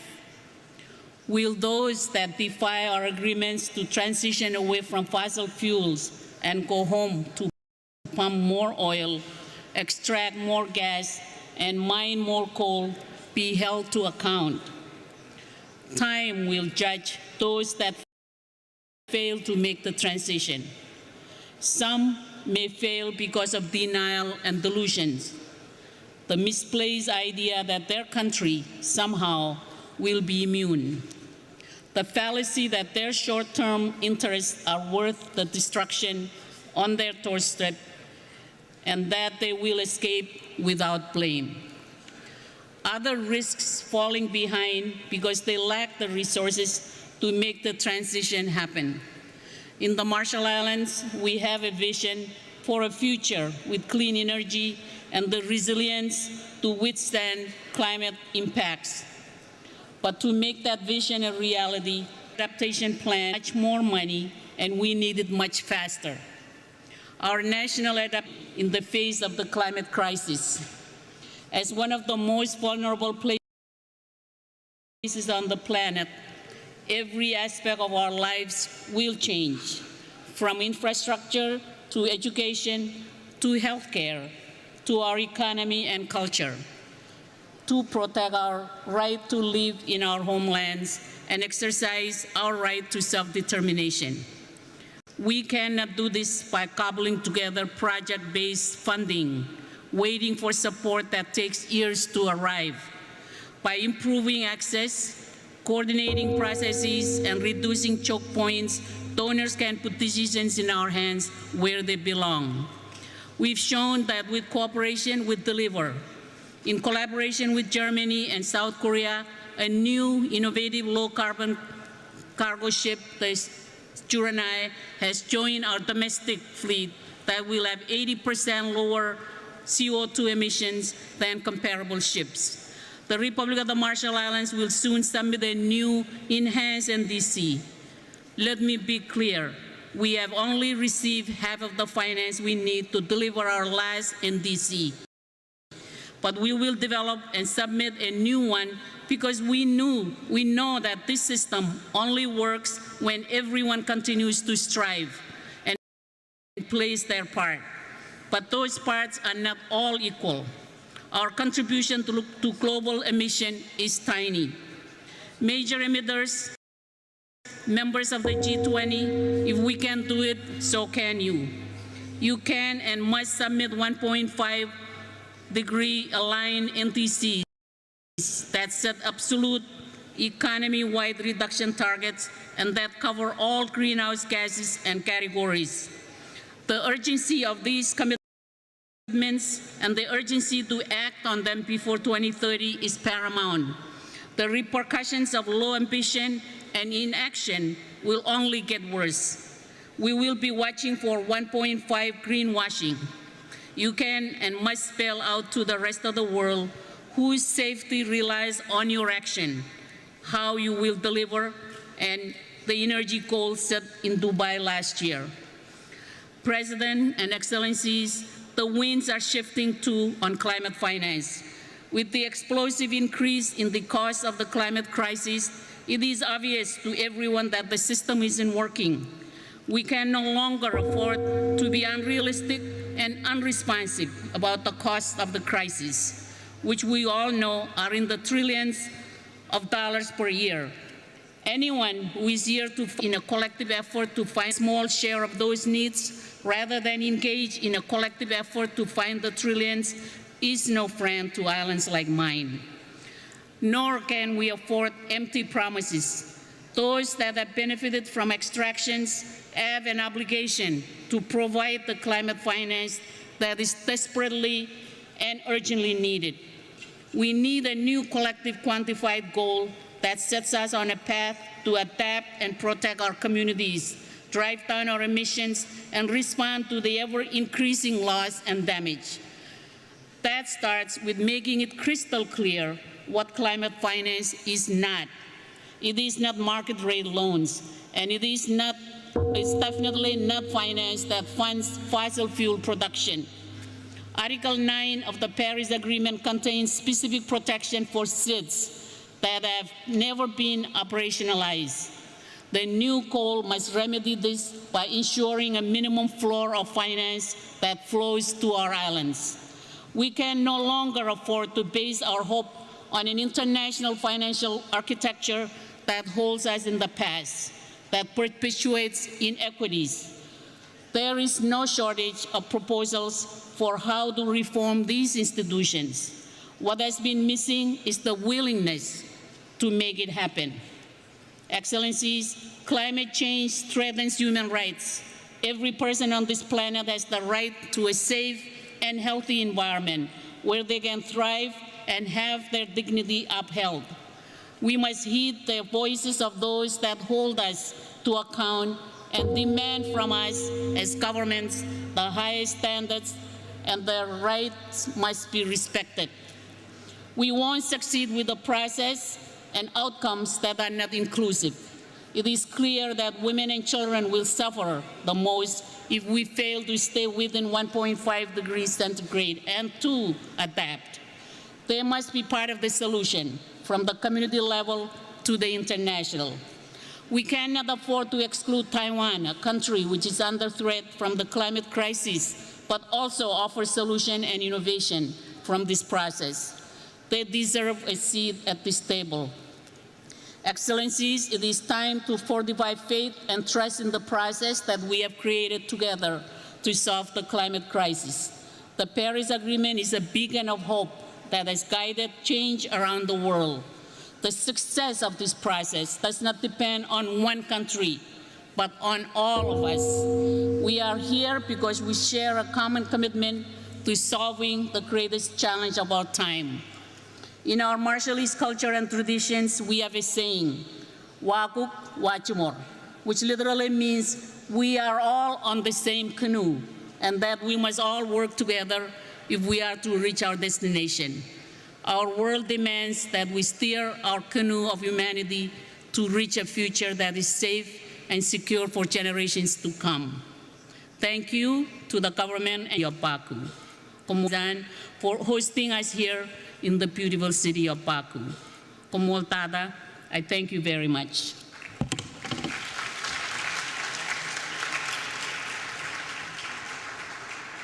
Thank you, Your Excellency. It is my pleasure to welcome His Excellency, Mr. Nikos Christodoulidis, President of Cyprus. Your Excellency, you have the floor. Excellencies, at the outset, I would like to extend my gratitude to the government of Azerbaijan for hosting COP29. Today, the goal's attention is focused on our deliberations here in Baku, as the outcomes of this conference are critical to our shared commitment to securing a sustainable future for our planet. Dear friends, I address you today with feelings of honor, but also of great concern.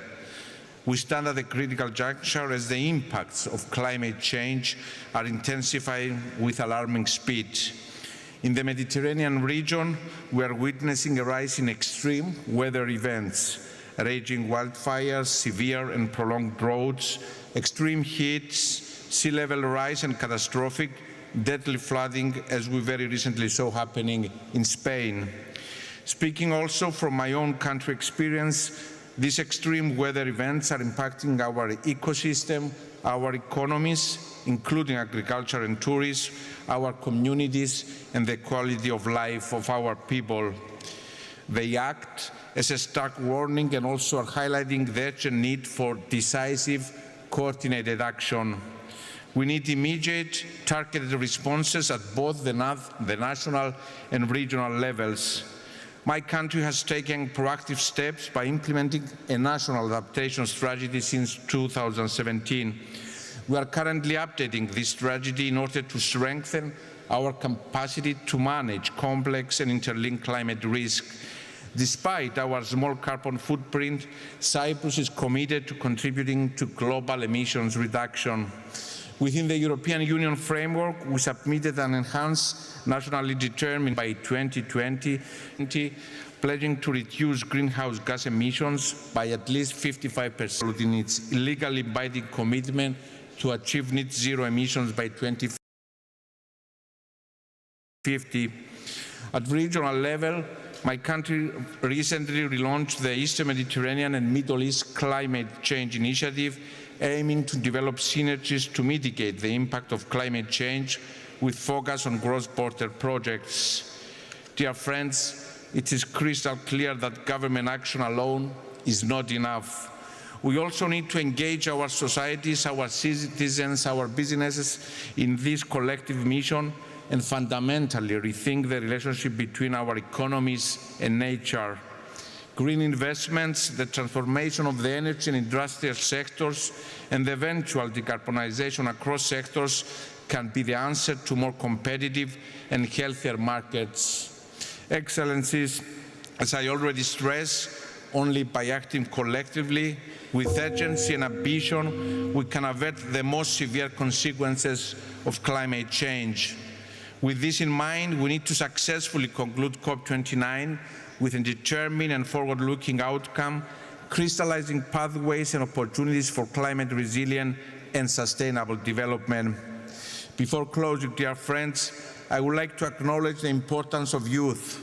Young voices have been instrumental in pushing for an ambitious climate agenda. Let's hear their voices and let's heed their call. If we ignore these voices, our children and grandchildren will inherit a climate and natural dystopia. Let us resolutely walk together the path of climate neutrality. Only together we can build resilient, sustainable and green societies for the generations that will inherit our planet. Thank you very much.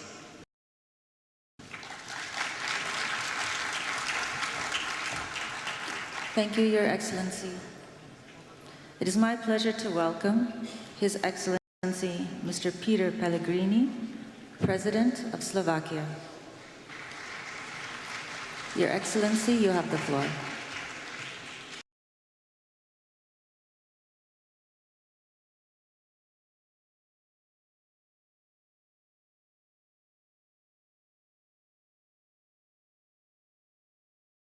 As others in Europe has experienced the hottest summer on record, it brought heavy rains and devastating floods. The greenhouse gas concentrations are the highest in the humankind. We have crossed critical 1.5 Celsius degrees in 12 consecutive months. And this gives us a real taste of what the planet can become. Climate change accelerates, so it's the detrimental effects on our planet. Longer we wait, more we can lose in terms of lives, ecosystems, and economies. Esteemed colleagues, in face of climate change danger, every single country is too small. True commitment of all to multilateralism is badly needed. Let us ask, can we succeed without all the biggest economies and polluters stepping up? Developing countries need our solidarity. Can they succeed if our approach to financing and its contributors remain the same? Everyone needs to speed up. My country does. We cut our emissions by almost 50% since 1990. In the energy sector, we shut down our last coal mine in 2023 and remaining 2 coal power plants recently. It's a big step towards full phase-out of coal from our power generation. At this COP, Slovakia joins the call to action for no new coal. Soon, my country's electricity will come from low-emission sources by 90%, mainly nuclear and renewables. We will also become its net exporter, and already we help Ukraine, which lacks electricity due to Russian aggression. For Slovakia, the second largest producer in Europe, nuclear is crucial on path towards neutrality. In innovations, we want to go beyond small modular reactors. Only around 40% of nuclear fuel we can turn into energy in current large-scale reactors. We want to become leader in multiple reuse of this spent fuel. This could be a real breakthrough in energy security or costly nuclear waste storage. We could secure enough energy for many generations. To achieve it, we will invest 14 billion euro to reduce emissions at least by 55% renewables and to advance our resilience. I am an advocate of the rational choice that do not harm the working people, the most vulnerable, our competitiveness and prosperity. If we lose trust of our citizens as politicians, we cannot succeed. Slovakia pledged to contribute 2.2 million euro to the Green Climate Fund by 2027. Our climate finance grow. It helps our developing partners to build their cleaner future and their resilience to climate adversity. Colleagues, I wish this COP and its presidency a progress towards meaningful climate action in line with the global stocktake along all standards of the Paris Agreement for sustainable well-being of and at our planet. Thank you very much.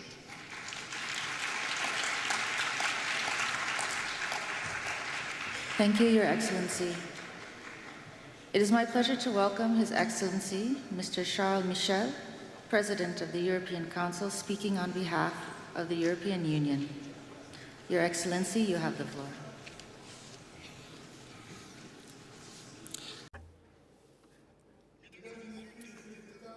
Heads of state and government, heads of delegation, Your Excellencies, in your respective capacities, the world is on the razor's edge. Russia's war of aggression against Ukraine, the war in Gaza, and the tragic crisis in the Middle East, civil war in Sudan. These conflicts and many others are leading to humanitarian disasters for civilian populations and are polarizing societies across the world. Violent imperialism, endless cycles of vengeance and collective punishment are poisons that are imperiling us all. The European Union believes deeply in a world that is rules-based, the strength of law and not the law of strength. Ladies and gentlemen, each week somewhere in the world, we have to deal with the devastating consequences of climate change. This climate threat is an existential threat to humanity, and it is our responsibility as human beings to wage for this war against nature, and some are more responsible than others. This agreement should be out as the developed countries, and this is how the Paris implementation of this agreement, boldness rather than procrastination, solidarity instead of selfishness, ambition instead of surrender. We must go for the survival instinct rather than burying our heads in the sand. You can count on the European Union. We are stepping up to the plate with financing, $31 billion. That is more than our fair share, and we are calling on everyone to follow our example, including the G7 emerging countries. We stress the need to broaden the donor base, and we must have more contributors. We must meet this ambitious objective. We support a multi-track approach, and we must use carbon pricing as a lever, and we must use development banks to mobilize this agreement. The euro is the currency of the climate, and we are determined to support developing countries, and we are doing so with a partnership for an equitable and just energy transition. South Africa and other countries, along with Indonesia, are the ones that we are supporting. A few weeks ago, rather, in New York, we went against the grain and we agreed on the Pact for the Future at a dark moment for multilateralism. And this is a ray of hope. And we hope that this COP will be one of confidence, determination, and the COP that will walk the talk. You can count on the European Union. Thank you.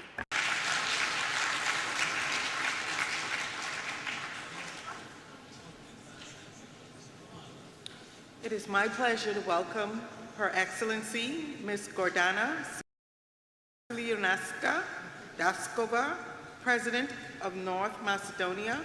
Your Excellency, you have the floor.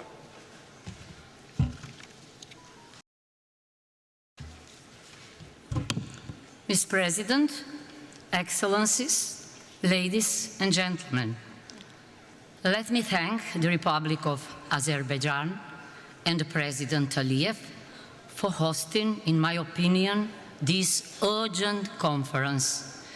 We have gathered at COP29 in the midst of a war. The good news is, some would say, that the aggressor is already suffering heavy losses and will most probably lose the war. The bad news is that the aggressor is humankind itself, with its unsustainable production systems and consumer habits. Unless we hold global warming below 1.5 degrees by 2050, instead of sustainability and growth, we will have to think about habitability and survival. In this war against nature, it is the innocent, the children, the vulnerable populations and small developing nations who often suffer most. Situated in one of the most climate vulnerable regions in the world, the Mediterranean, we must adapt our security, defense, energy, health, tourism, water, educational and other systems to this multidimensional challenge, making them inclusive to women, children, and youth. We have endorsed the declarations on enhanced action in tourism and on water for climate action. In addition, I have appointed a climate expert in my National Security Council, and we have joined the group of friends on climate and security. Our good in energy transmit the transition to a low-carbon economy across all sectors, in green jobs, in reskill workers moving away from carbon-based energy production. Sustainable energy transition must be environmentally and socially just. We adopted a long climate action. We will introduce a legal framework for monitoring, reporting, verification, and accreditation. In parallel, we will adopt a revised law on energy and a new law on renewables. These laws support the implementation of the challenging green agenda and sustainable connectivity cluster in EU membership negotiations, requiring 3.1 billion euros for renewable energy and energy efficiency. The Economic and Investment Plan and the Green Agenda for the Western Balkans provide funding for this. Regardless of progress in the EU accession process, countries should have ongoing access to climate action funds before membership. Esteemed Excellencies, we need a peace agreement, a natural contract, as Michel Serra would say, to stop treating nature as adversary and start treating it as partner. The Paris Agreement, the SDGs, and are the blueprint of that peace agreement, of that natural contract. Let's implement them in the line with the principle Pacta sunt servanda.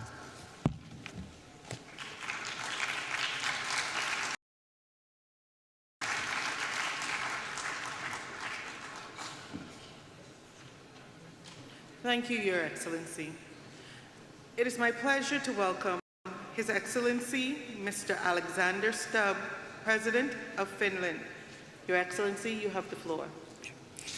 Thank you, Madam Chair. Ladies and gentlemen, Excellencies and colleagues. In the age of multipolarity, we probably need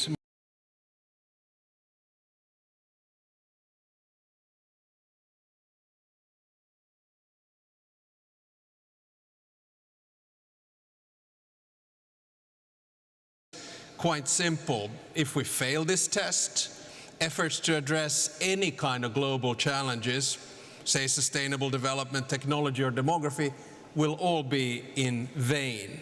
And of course, if we fail to limit the increase of global temperature, future generations will be left with a world which has more pandemics, more hunger, and more conflict. Now, at the same time, we must of course ensure that climate action is aligned with the broader development agenda. And I don't say the following thing just because I have a daughter of 23 years old, but I do want to emphasize the importance of women and youth in the fight against climate change. And in many ways, the choice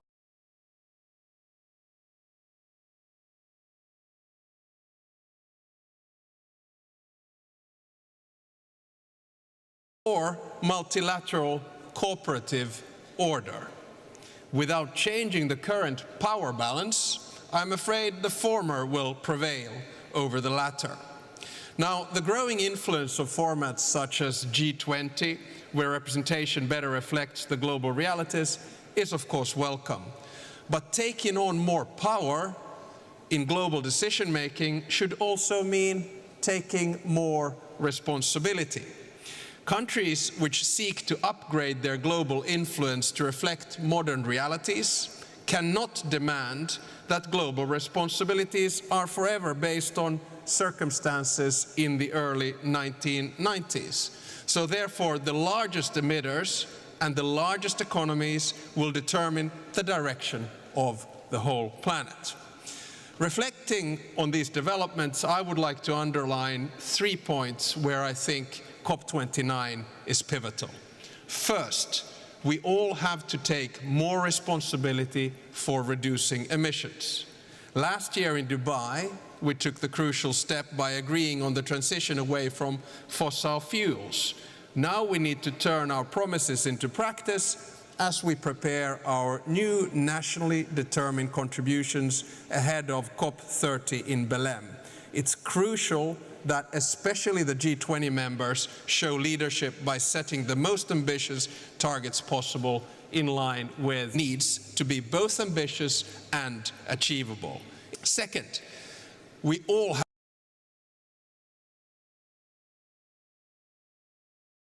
it has to reflect the current global economy and sources of emission, not the situation more than 30 years ago. I'm pleased to announce that Finland will be providing additional funding to the Systematic Observations Finance Facility to help strengthen adaptation and build resilience, especially in the least developed countries and small island developing stage. And let me conclude by saying that we actually need three things simultaneously. We need targets and legislation, we need finance, both public and private, and we need technological innovations. And the bottom line is that we need all three of them together. We cannot regulate ourselves out of this crisis, we cannot pay ourselves out of this crisis, but we can innovate ourselves from this crisis. Here in Baku, I'm really looking forward to explore all of these things achieved together. And whenever in the future I hear that gong, I shall take it as a symbol for the urgency we have to fight climate change. Thank you very much.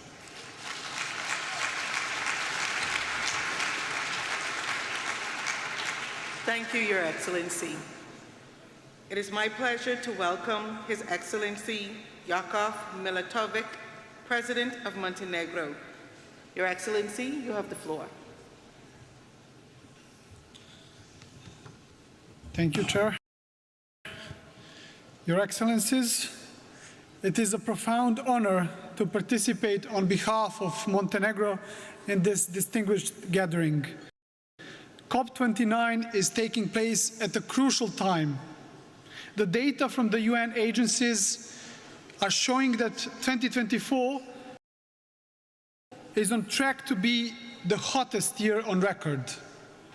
The negative consequences of the climate change are increasingly impacting communities worldwide, with Montenegro being no exception, thus underscoring the urgent need for climate action.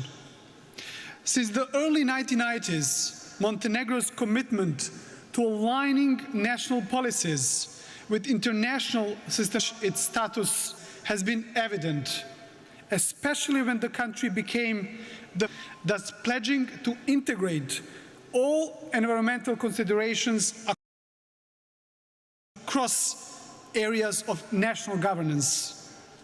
Although our share in global CO2 emissions is negligible and Montenegro's contribution to environmental goals may seem modest in a global context, this does not exempt us from the responsibility to contribute to collective efforts towards carbon neutrality. As an EU candidate country, Montenegro aligns its policies with those of the EU, and as such, we have committed to sharing the climate ambition expressed in the European Green Agenda. Through our NDCs, Montenegro has pledged to reduce greenhouse gas emissions by 35% by 2030 compared to 1990 levels. And as the goal is assessed to have been already achieved, the country is planning to raise the target to 55%, while the policymakers are actively exploring ways to further enhance this goal. In parallel, Montenegro is actively investing in renewable energy infrastructure, including the development of wind farms and solar energy panels, while the plans for doubling the capacity of the undersea electricity connection with Italy is already being planned, thus positioning Montenegro as a unique link between the Balkan and Italian electricity systems. The country is accelerating the implementation of energy efficiency initiatives, especially within public institutions, and these efforts are being supported by major international organizations. Montenegro has also emerged as a regional leader in innovative financing mechanisms for sustainable development. Building on existing institutions like the Eco Fund, the country has, in partnership with the UN office in Montenegro, introduced what we call Sustainable Development Goals Acceleration Fund, thus creating a unique and powerful tool for fostering partnerships that represent a new generation on the path for SDGs. Ladies and gentlemen, to conclude, just transition. Dear colleagues, time is the most precious resource at our disposal, and every day counts as crucial in our collective pursuit of a climate-resilient economy. Collaboration is essential in this endeavor, so I urge us all to leave this event with a renewed sense of urgency and commitment. Thank you very much.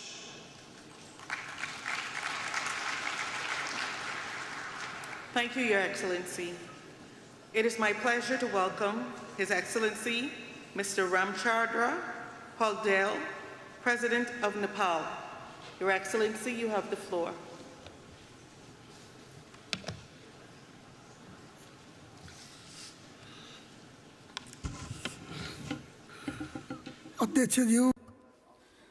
Mr. President, Excellencies, distinguished delegates, ladies and gentlemen.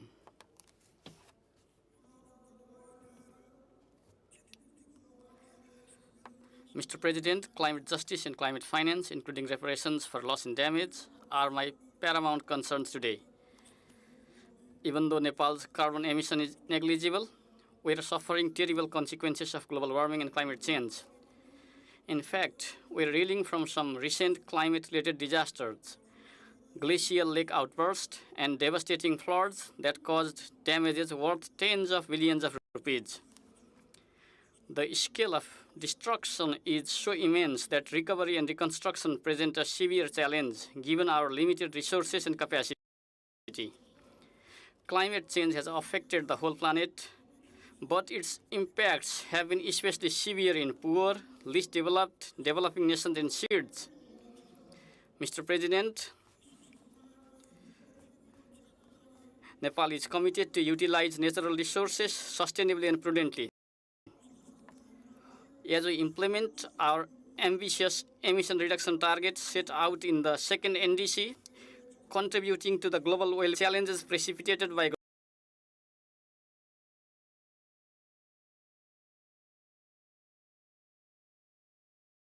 global warming and climate change far exceed our capacity and resources to manage them. Mr. President, we are compelled to divert our meager resources originally allocated for poverty reduction towards adaptation and mitigation, which is a grave injustice. Urgent implementation of polluters pay and compensate principle is critical, and they must also take responsibility for reducing emissions. While the pledges for climate funds have been insufficient to begin with, they have also remained unmet. It is even more distressing to note that the targeted communities do not receive the funds due to complicated processes. In this regard, I also call for urgent operationalization of the Loss and Damage Fund, which is intended to support the vulnerable developing countries. Climate finance must recognize the contributions of countries like Nepal in protecting biodiversity, the Himalayan cryosphere, as well as in supplying fresh water. These nations must also be adequately compensated for climate-related loss and damage. I also call for technology transfer and adequate capacity building grants in accordance with the Paris Agreement and the commitment of developed countries. Climate finance must be provided in the form of grants, and these should be disbursed through national treasuries to ensure effectiveness. Mr. President, the vast resources spent for the arms should instead be redirected for adaptation and mitigation efforts to protect human civilization and bequeath a habitable planet to future generations. I hope this conference will make concrete progress towards setting out a clear NCQG based on the principle of climate justice, equity and capacity, towards limiting global warming to 1.5 degrees and towards ensuring climate justice and sustainable development of least developed and Himalayan nations. As the snow-capped white mountains turn into black rocks, the world needs to recognize that the effects are not limited to the mountainous nations, but also extend to the coastal ones.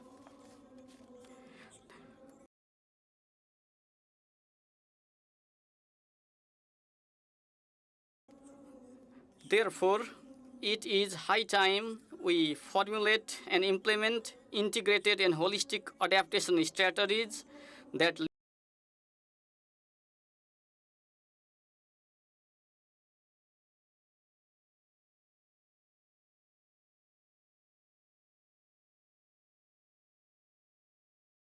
important concept. Finally, I reiterate that protecting Himalayas is protecting ourselves and entire humanity across the planet. Thank you for your attention.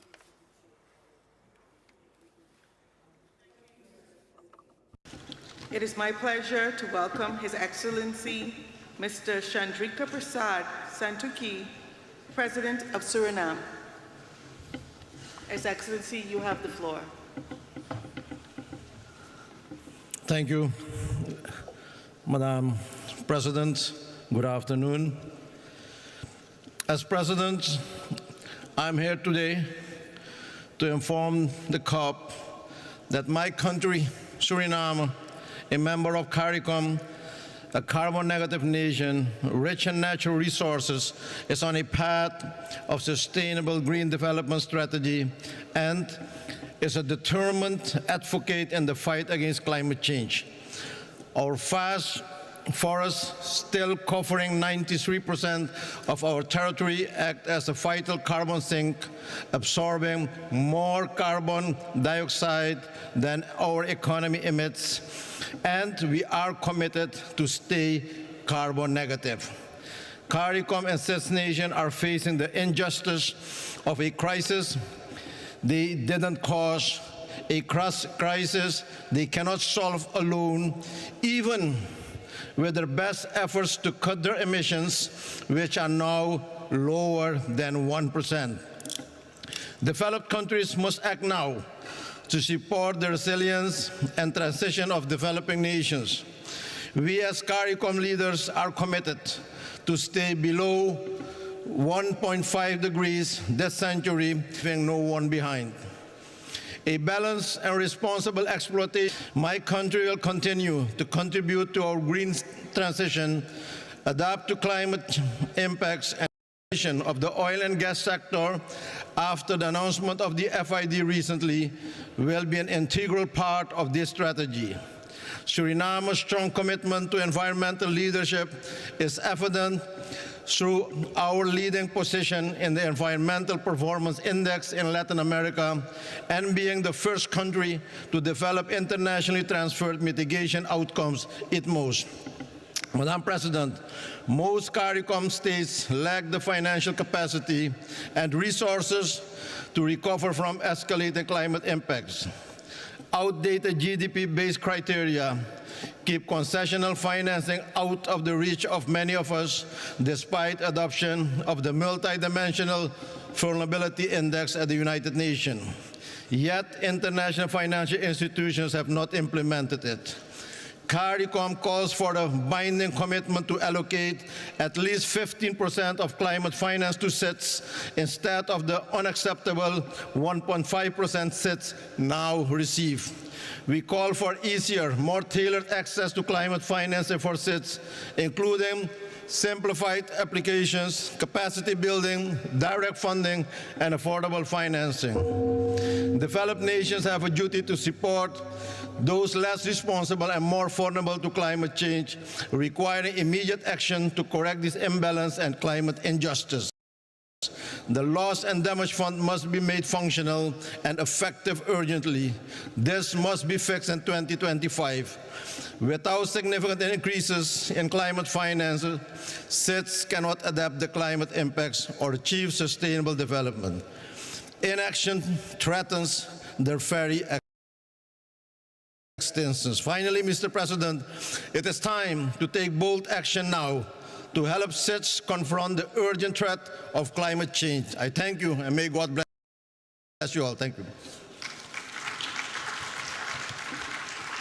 Thank you, Your Excellency. It is my pleasure to welcome His Excellency Mr. Denis Bersirovic, Chairman of the Presidency of Bosnia and Herzegovina. Your Excellency, you have the floor.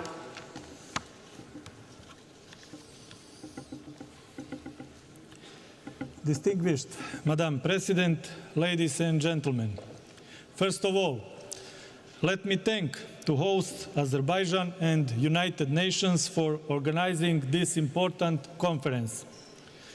The state of our planet is alarming. By accelerated climate changes are the result of irresponsible humans and thus endangered himself. The path our civilization is currently on is leading to catastrophe. One of the key problems today is the complete erosion of moral.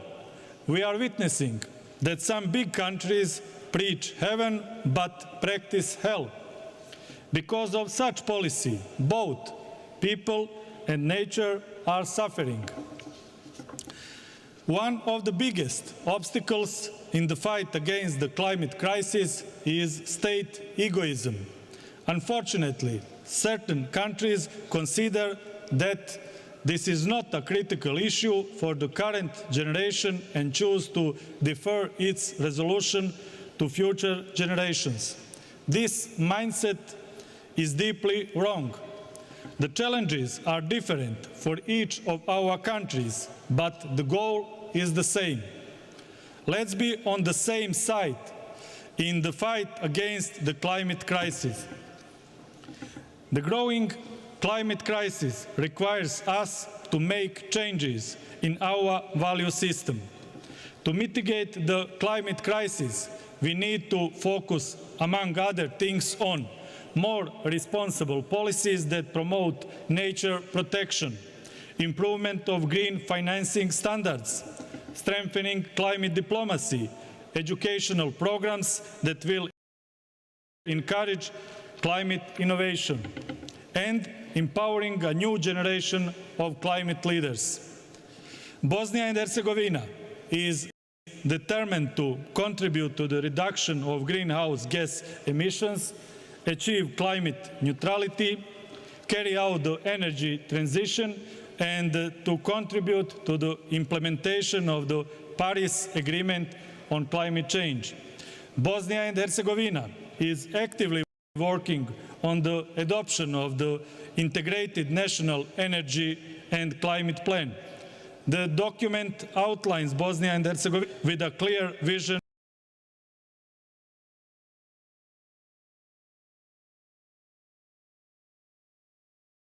to 2050. Finally, let's not forget, the Earth does not belong to humans, but humans belong to the Earth. Let's continue our fight against climate change. It is a fight for our future. Thank you for your attention. Thank you, Your Excellency. It is my pleasure to welcome His Excellency Nana Addo Danwa Kufu-Addo, President of Ghana. Your Excellency, you have the floor.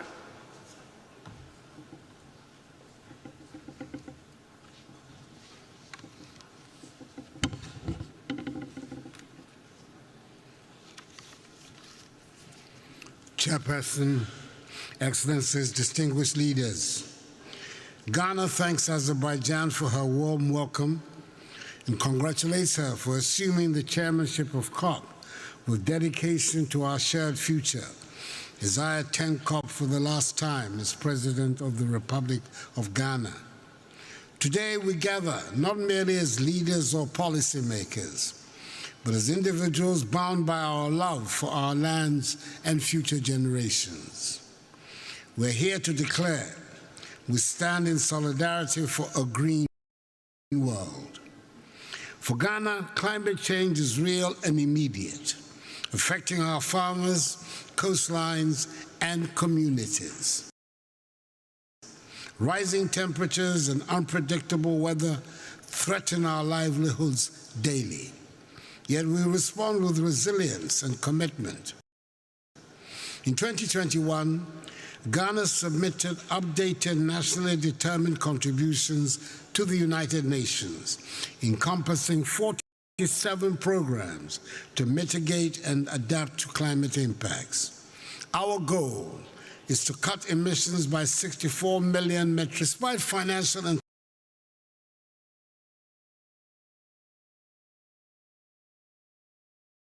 technical hurdles, we're determined to meet the Paris Agreement's goals across agriculture, transport, forestry, energy, and other sectors. We have made strides. The Green Ghana project has planted 50 million trees, and forest restoration efforts have covered 721,000 hectares since 2017 when I came to office. 13 mitigation actions have cut annual greenhouse gas emissions by 43% since 2021. Ghana's national electric vehicle policy, backed by tax incentives, promotes sustainable mobility, and our energy transition framework steers us towards a green future. Through Article 6 of the Paris Agreement, Ghana has mobilized $800 million United States dollars by trading carbon credits with nations like Switzerland and Sweden. However, we cannot reach our climate goals alone. We call on our global partners to honor their commitments, ensuring accessible concessional financing for sustainable development in Africa without unsustainable debt. As a father and a grandfather, I question what we will leave behind. What world will we leave behind?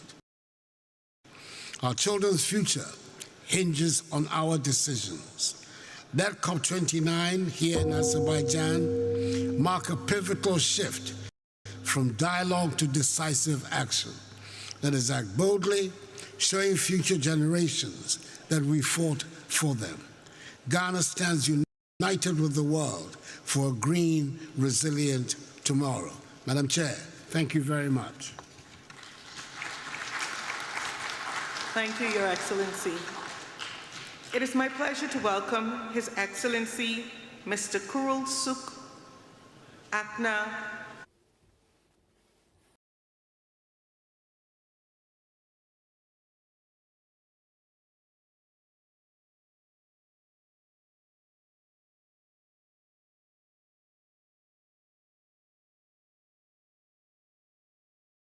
Mongolia.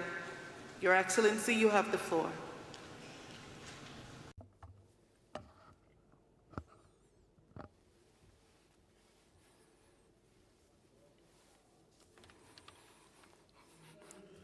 His Excellency Mr. Ilham Aliyev, President of the Republic of Azerbaijan, Mr. Antonio Guterres, Secretary General of the United Nations, distinguished delegates, ladies and gentlemen. At a time when climate change is accelerating due to both natural forces and human actions, adversely impacting on sustainable development, livelihood, and human well-being worldwide, we need to strengthen our political leadership, collective efforts, and activities. The United Nations continues to warn us that the chance to meet the commitments under the Paris Agreement is gradually diminishing. We must heed the words of the United Nations Secretary General Antonio Guterres, who emphasized it as a canyon littered with broken promises, broken lives, and broken records. All of this signifies a failure of leadership, a betrayal of the vulnerable, and a massive missed opportunity. Hence, today, humanity should unite for our common future with shared goals of treating the Mother Nature with utmost compassion and respect, rather than subjugating her. And in order to every country To achieve more tangible results, it is necessary to strengthen national consensus, common policy, and mutual understanding involving all social groups, including government, private sector, civil society. If humankind does not take decisive actions to protect the Mother Earth, tackle the issues of climate change, land degradation, and biodiversity loss, the planet will find her own way to survive regardless of our presence. Harmonious coexistence with Mother Nature, financial risks in successfully fulfilling their obligation, particularly agreement.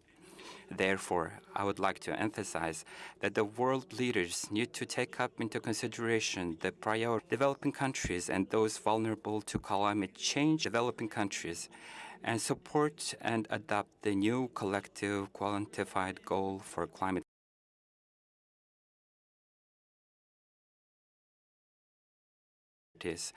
and needs of countries, especially developing countries, and support and adopt the new collective quantified goal for climate finance at this 29th session of the Conference of the Parties to the UN Framework Convention on Climate Change, which will significantly increase climate finance. In order to successfully fulfill its commitments under the Paris Agreement, Mongolia needs to financing equal to approximately 50% of its GDP. In this regard, to enhance financing and investment in renewable energy, green agriculture, and forestry, our country is undertaking a comprehensive reform aimed at improving the legal and business environment.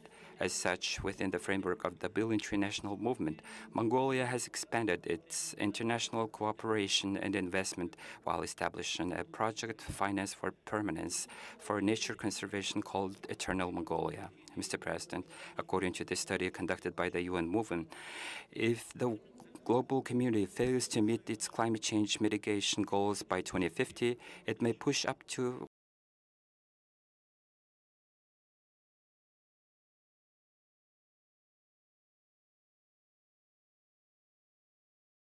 successfully hosted the World Women's Forum under the theme Towards Green Future in August this year and adopted the Ulaanbaatar Declaration Towards a Sustainable Future, calling the countries around the world to promote women's participation and leadership in the fight against climate change. Moreover, Mongolia is putting forward an initiative to establish a global coalition on sustainable rangelands and pastoralists for the future at a time when climate change is detrimental impact the country's light traditional pastoralism. I'm confident that this initiative will contribute to the implementation of the resolution adopted by the UN Secretary General UNGA declaring the International Year of Cooperatives in 2025 and the International Year of Rangelands of Pastoralists in 2026, and as well as the preparation of the 17th UNCCD COP in Ulaanbaatar in 2026. May the eternal blue sky bless us, the humanity forever. Attention.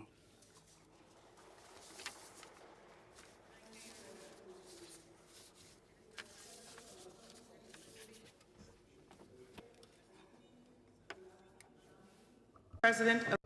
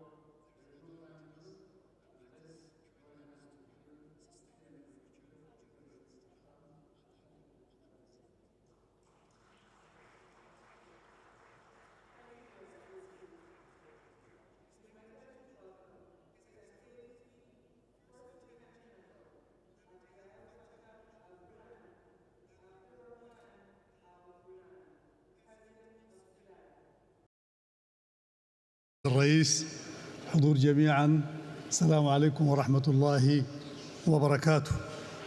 يسرني أن أتقدم أولا بالشكر لفخامة الرئيس إلهام علييف رئيس جمهورية أذربيجان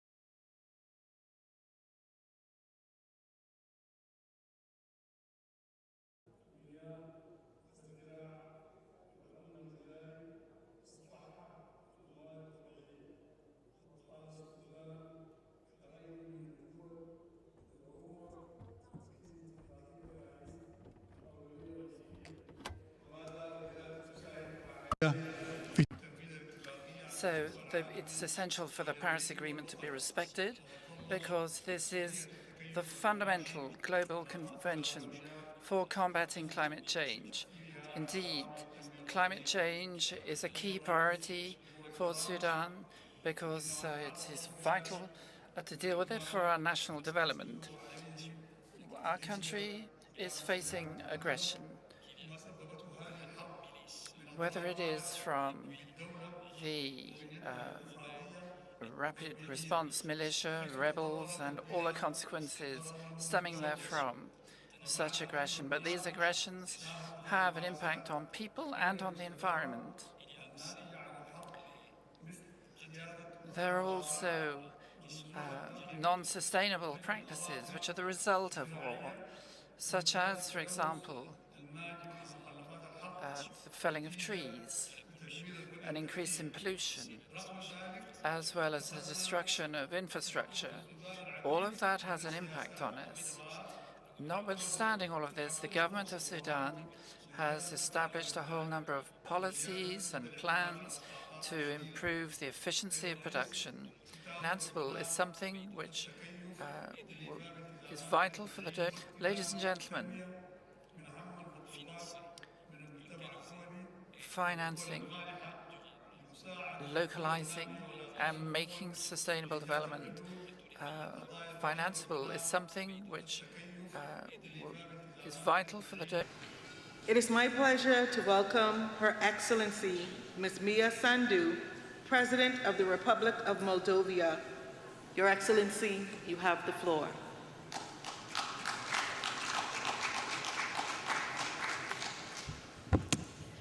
Distinguished delegates, it's an honor to address you on behalf of the Moldovan people. My deep gratitude goes to His Excellency President Aliyev and the government of Azerbaijan for hosting COP29 in Baku. Ladies and gentlemen, Moldova exemplifies the injustice of climate change. While contributing a mere 0.03% of global emissions, we are Europe's most vulnerable country to climate impacts. For Moldova, climate change is not a distant threat.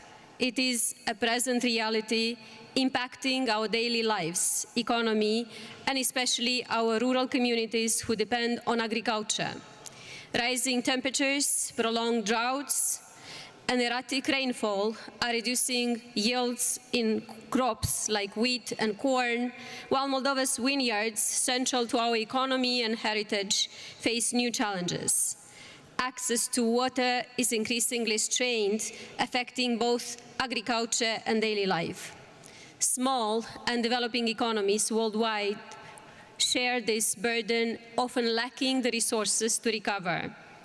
This underscores the urgent need for an equitable, accessible climate finance system that prioritizes vulnerable nations and builds resilience. It's only fair that we count on support from major economies. To expedite climate action, existing funds and programs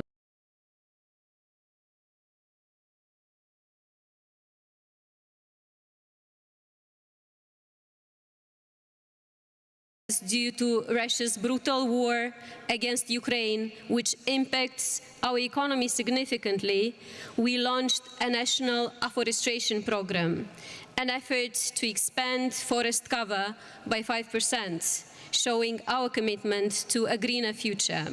Despite limited resources, we pursue this goal for the health of our planet and future generations, improving air quality, biodiversity, and land. The recent global energy crisis spurred us into swift action. We're reducing consumption through energy efficiency and expanding renewables. Yet, afforestation and decarbonization are costly, and with greater support, we could accelerate this existential work. Ladies and gentlemen, time is running out. Global warming won't wait until other crises are resolved. History will judge us if we fail to act, risking vast areas of our planet becoming unlivable. Our solidarity today will shape the Earth's future. Thank you. Thank you, Your Excellency. It is my pleasure to welcome His Excellency, Mr. Geraldo Ackerman, Vice President of Brazil. Your Excellency, you have the floor.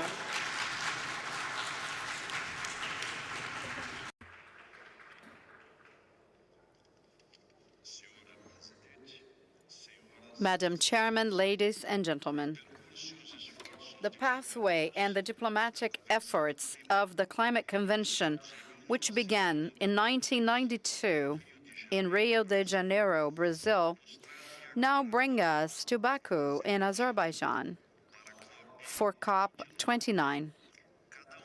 Each step along this path represents both progress and our ability to rise to the challenges. In the task of achieving, Baku conference aims to define the new climate finance target.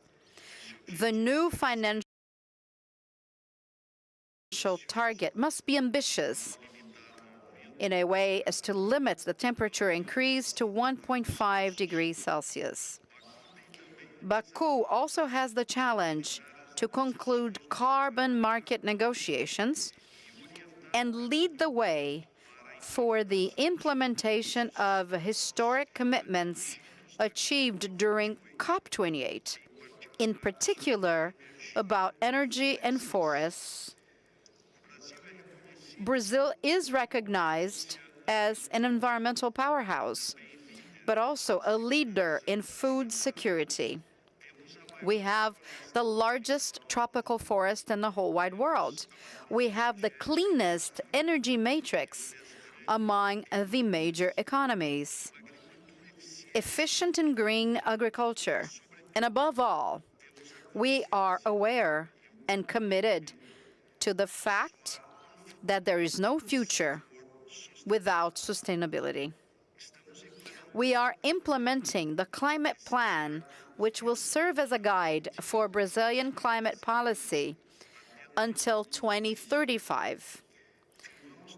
We have also signed the Pact for Ecological Transformation between the three branches of government of Brazil, with the support of which is fundamental the participation of civil society.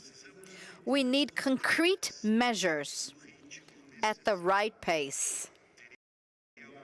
I will have the honor of presenting at the COP29 Brazil's NDC. Our target reflects our highest ambition to reduce emissions by up to 67% by 2035, compared to the year of 2005. Certainly ambitious, but also feasible. To do this, however, we will need to work together to ensure the appropriate conditions and means of implementation. Our NDC is much more than simply an emissions reduction target for 2035. It reflects the vision of a country that looks to the future and is the global economy a protagonist in the new global economy with renewable energy, fighting inequality, and commitment to sustainable development. The success of COP29 is fundamental to the success of COP30, which we are proud to host in Belém, in Brazil, and also for the global response to climate change. Failure to act now will cost us dearly later. On behalf of President Lula, I hope to see you next year in Brazil. Thank you. Thank you, Your Excellency. It is my pleasure to welcome His Excellency Mr. Philip Isidore Mapango, Vice President of the United Republic of Tanzania. Your Excellency, you have the floor.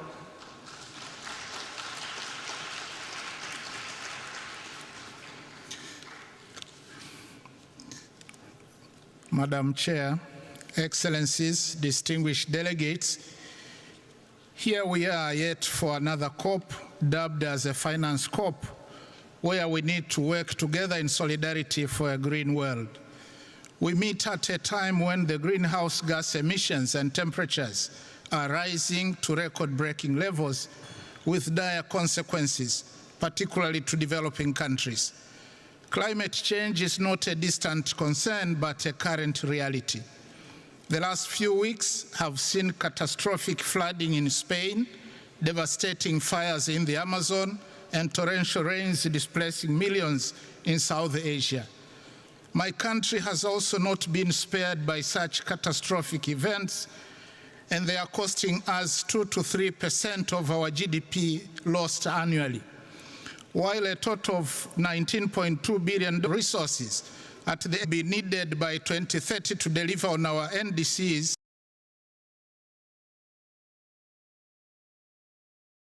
lost annually.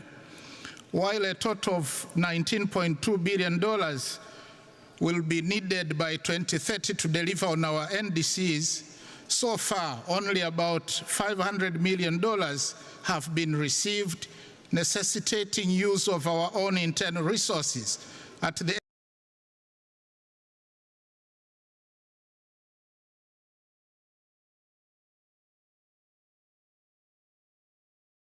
obviously inappropriate and unethical for adaptation, loss, damage, and for Africa that never caused this problem.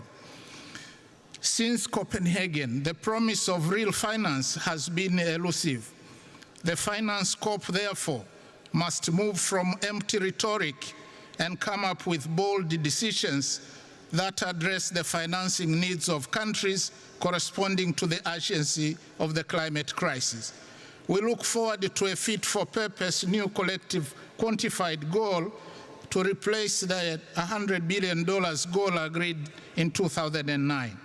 This is indeed an opportunity to drive systemic change in climate finance, because what will be agreed will inform climate action or inaction for years to come. Climate finance is about responsibility and justice as agreed, and therefore COP29 must also maintain the momentum on loss and damage so that the fund does not become an empty shell, negating the gains made last year at COP28 in Dubai. Excellencies, Tanzania remains committed to contribute to global efforts to combat climate change.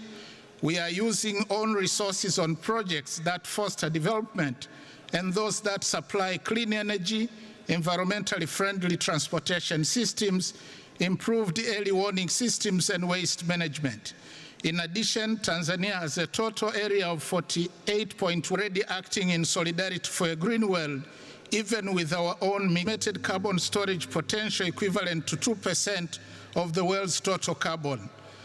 Also, Tanzania has territorial sea area, our countries, the 4,500 square kilometers, which provide a big potential for blue economy. We are committed to continue conserving these critical marine and forest ecosystems. Indeed, we are already acting in solidarity for a green world, even with our own meager resources. Yet the challenge we are facing is that carbon markets are not yet fully defined, and thus denying our countries the payments they deserve. There is lack of information and capacity to participate gainfully in carbon markets. To conclude, let me emphasize that we cannot talk about a just transition without focusing on clean cooking. That matters greatly to the majority of Africans. About 900 million people in Africa still cook using biomass fuels, resulting into deforestation, loss of carbon sinks, and deaths due to smoke-related diseases. For this reason, my president, Dr. Samia Suluhu Hassan, decided to champion clean cooking on the African continent, and we call on COP29 to take up clean cooking as one of the priority areas under a just transition and mitigation finance discussions. As a show of leadership, Tanzania is implementing the clean cooking strategy to ensure the availability of clean, safe, and affordable cooking energy to about 80% of households by 2034, and has launched a Pan-African Women Clean Cooking Support Program that requires financial support of about $4 billion annually by 2030 to transform the continent with clean cooking solutions. Madam Chair, thank you. Thank you, Your Excellency. It is my pleasure to welcome His Excellency Mr. Temimoko Mailet Kone, Vice President of Côte d'Ivoire. Your Excellency, you have the floor.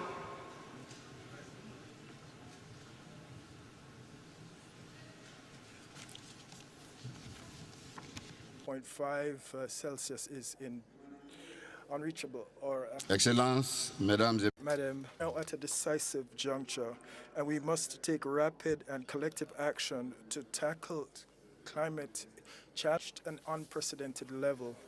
The last United Nations is spared. In Côte d'Ivoire, we have taken bold initiative, which means that the objective of 1.5 Celsius is unreachable, and without them, we could have a 13% drop in our GDP by 2050, and almost 2 million of our peoples would dip into poverty. It is clear that the economic, social, and health consequences are inevitable if we stand without doing anything. And it's for this reason that our President Alassane Ouattara has led strong measures that confirm our commitment to the Paris Agreement. This year, we concluded with the IMF a facility for sustainability,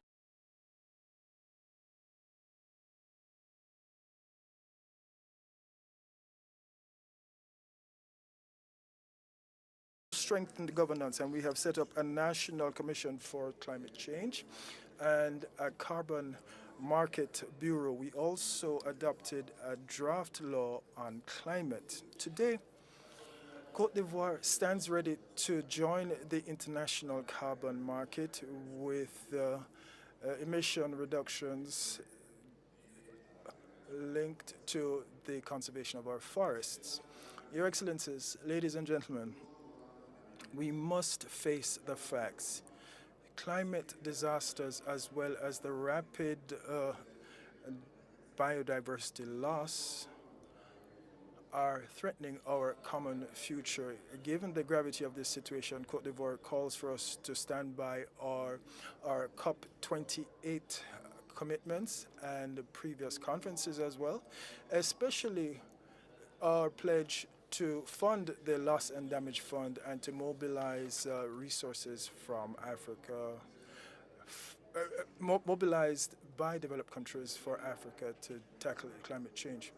But beyond that, the major economies must drastically reduce their greenhouse gas emissions to facilitate access to climate technology and to accelerate the energy transition without going into further debt.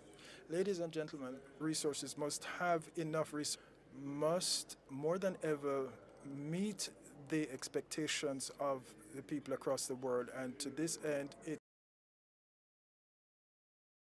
is a pressing need on developed countries to take climate action. We must come up with a more ambitious, they must have a more ambitious program for developing countries, and they must take into account the legitimate and specific needs of the more vulnerable regions. The heavy toll paid by our populations because of increasingly violent climate disasters means that we must come to urgent agreement on financing so that we can have lasting solutions and ensure that this COP29 marks a critical juncture where we can forge a path towards protecting our planet and ensuring a sustainable future for future generations. Thank you. Thank you, Your Excellency. It is my pleasure to welcome His Excellency Mr. Hamid Abdallah Afi Didi, Vice President of the Seychelles. Your Excellency, you have the floor.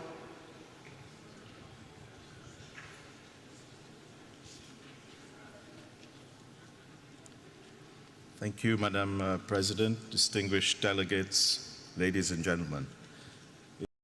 It's a great privilege to stand in front of you and to present the position of Seychelles. Tiny group of islands of only 100,000 people, 115 islands. Most people live on about 3. Our land area is about 455 square kilometers.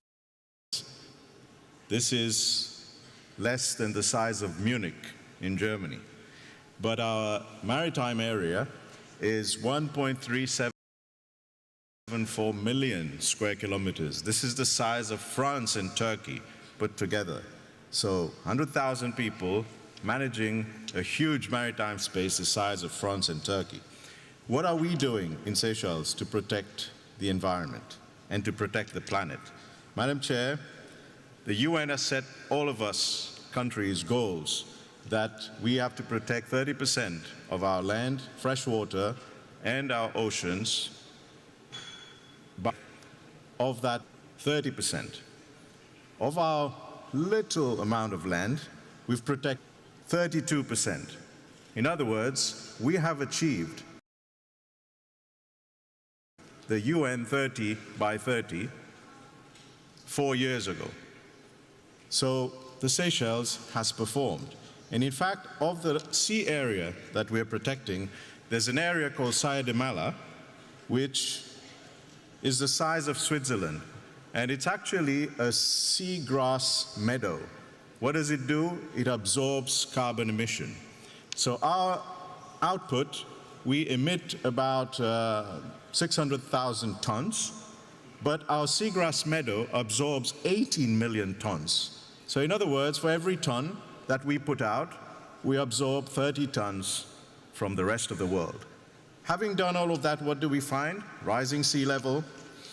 It's threatening our port, our airport, our housing infrastructure, our fuel farm, our power station, our courts. Everything is being threatened. We have to relocate our houses. We have to relocate infrastructure. It may cost us $15 to $20 million to relocate houses, $15 to $20 million to relocate infrastructure. Where will we get the money for this? Well, there's been a lot of pledges through COP28, 27, 26, now 29. And Adaptation Fund, Loss and Damage Fund, $700 million. But the mechanisms aren't clear. What Seychelles is asking, COP29, let's make this a resolution that we shall ask that the mechanisms to release those funds be decided. Just like the gong just went now, if this could have been done every time it made a boom, we could have released $1 million. I think this afternoon Seychelles would have had all the money that it needed to restore a lot of its damaged environment. So I say to COP29, and I say to the world, let us do all we can to put the words into action. There are countries punching way above their weight. Seychelles is doing its best to help the world. Please help us. Let's make these promises become a reality. Thank you very much. Thank you, Your Excellency. It is my pleasure to welcome Her Excellency, Ms. Esperanza Maria Ecuador Francisco de Costa, Vice President of Angola. Your Excellency, you have the floor.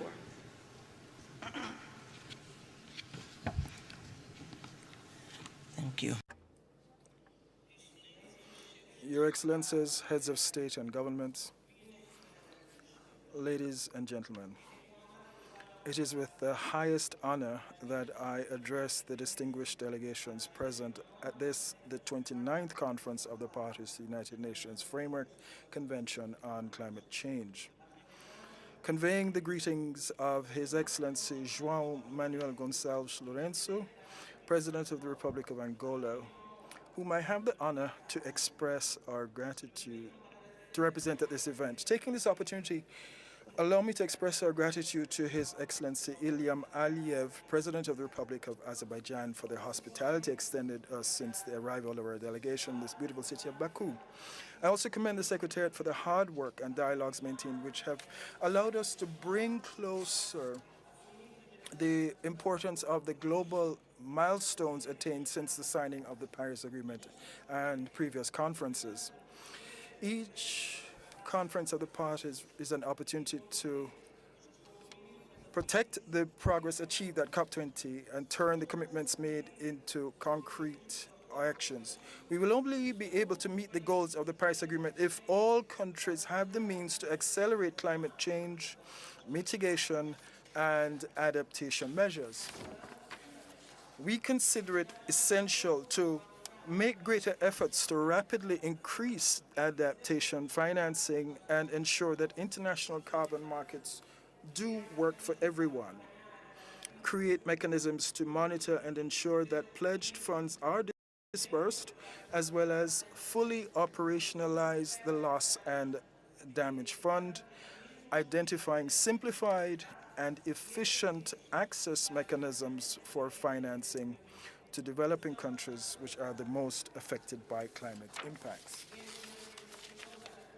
Ladies and gentlemen, the Republic of Angola, like other countries in the African region, has been facing various challenges generated by significant impacts of climate change and adaptation. The 2022 to 2035 National Strategy for Climate Change to national policies reflecting a comprehensive commitment of Angola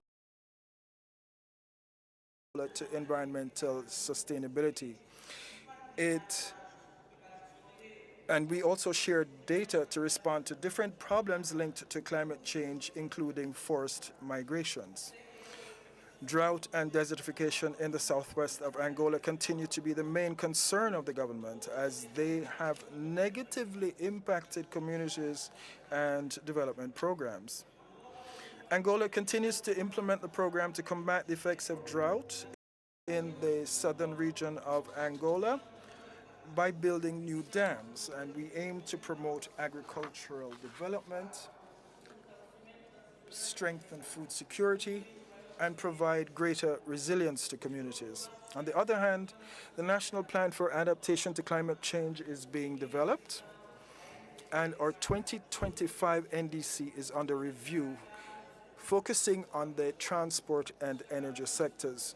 We would like to highlight efforts aimed at strengthening the national energy matrix with renewable energy, currently accounting for 66% of energy from photovoltaic and hydropower projects, expected to scale to 72% by the end of 2027. This reflects our commitment to address pollution, emissions reduction, and to promote a transition to a low-carbon economy.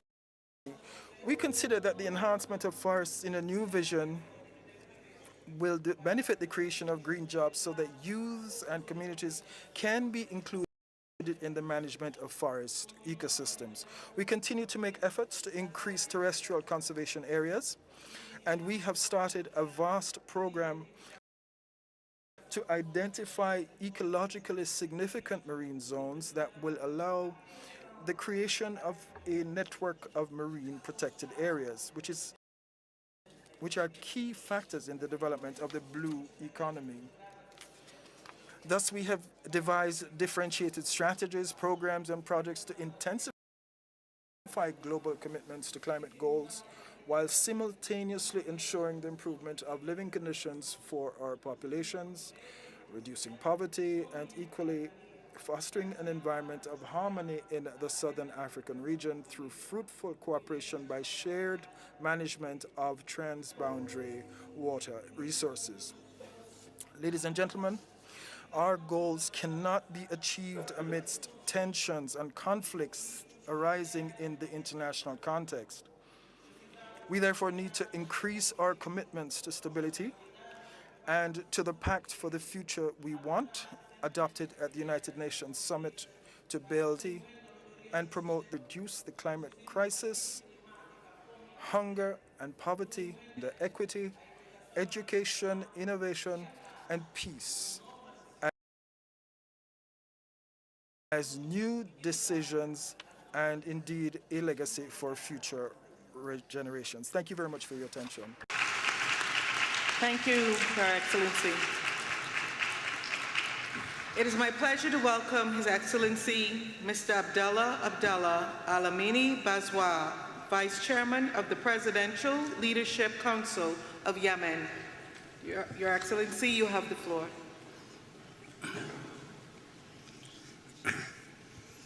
فخامة الرئيس إلهام علييف رئيس جمهورية أذربيجان.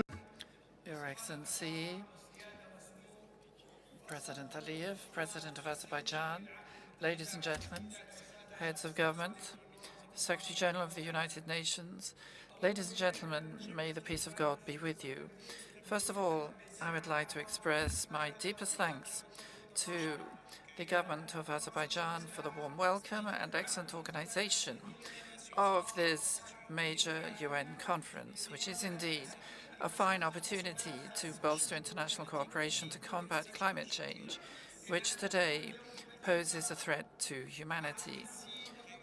And here we are in Baku with the heavy responsibility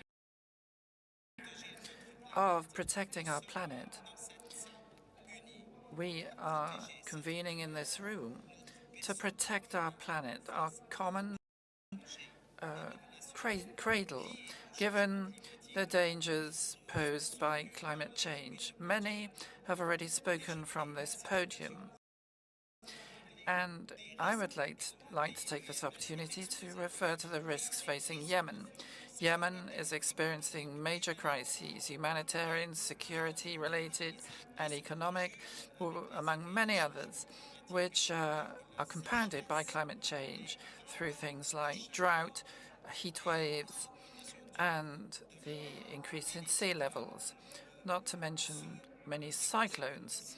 And the consequences are becoming ever graver, given the humanitarian situation, which is especially vulnerable because of a war which has been ongoing for 10 years, because of the involvement of militias supported by Iran, a war which has destroyed infrastructure and displaced thousands of Yemenis and destroyed property, killed people and destroyed the sources of life.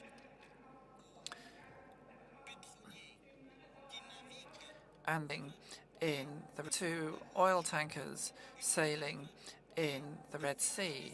It's a war which undermines our efforts, which should, in principle, be geared to mitigating the consequences of climate change. A war which has driven many thousands into exile. Ladies and gentlemen, the Yemeni government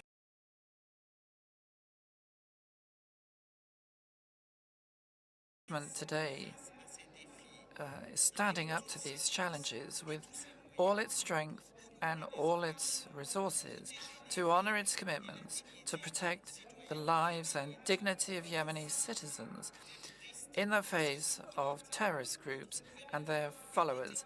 Our government is resolved to opt for a trailblazing strategic policy to combat climate change and to incorporate this in a comprehensive strategy, relying on capacity building and more sustainable policies, which will allow us better to deal with the need to mitigate climate change while bolstering the resilience of local communities vis-à-vis disasters, especially in the coastal areas.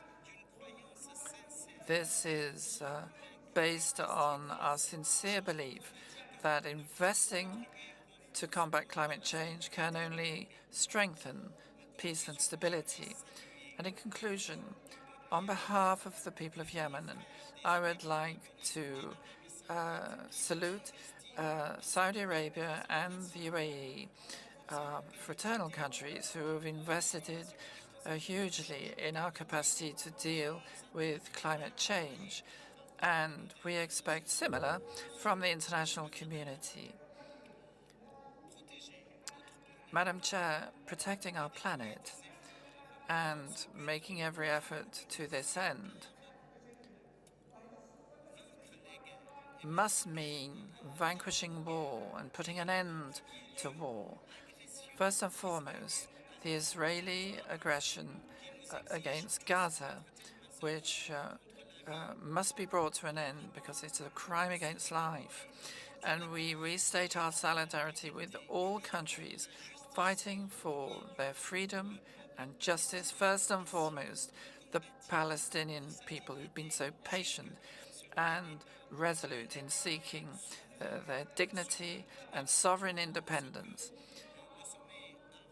And we support the conclusions yesterday of the Riyadh summit of the Arab League and the International Islamic Conference.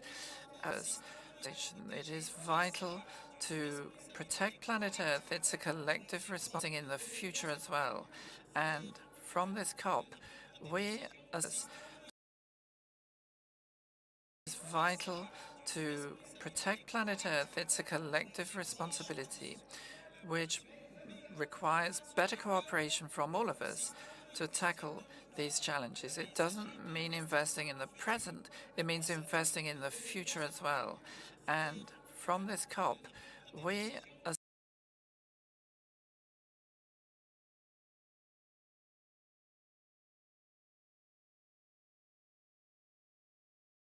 and prosperous future. Welcome His Excellency Mr. Michael Bispik Usi, Vice President of Malawi. Your Excellency, you have the floor.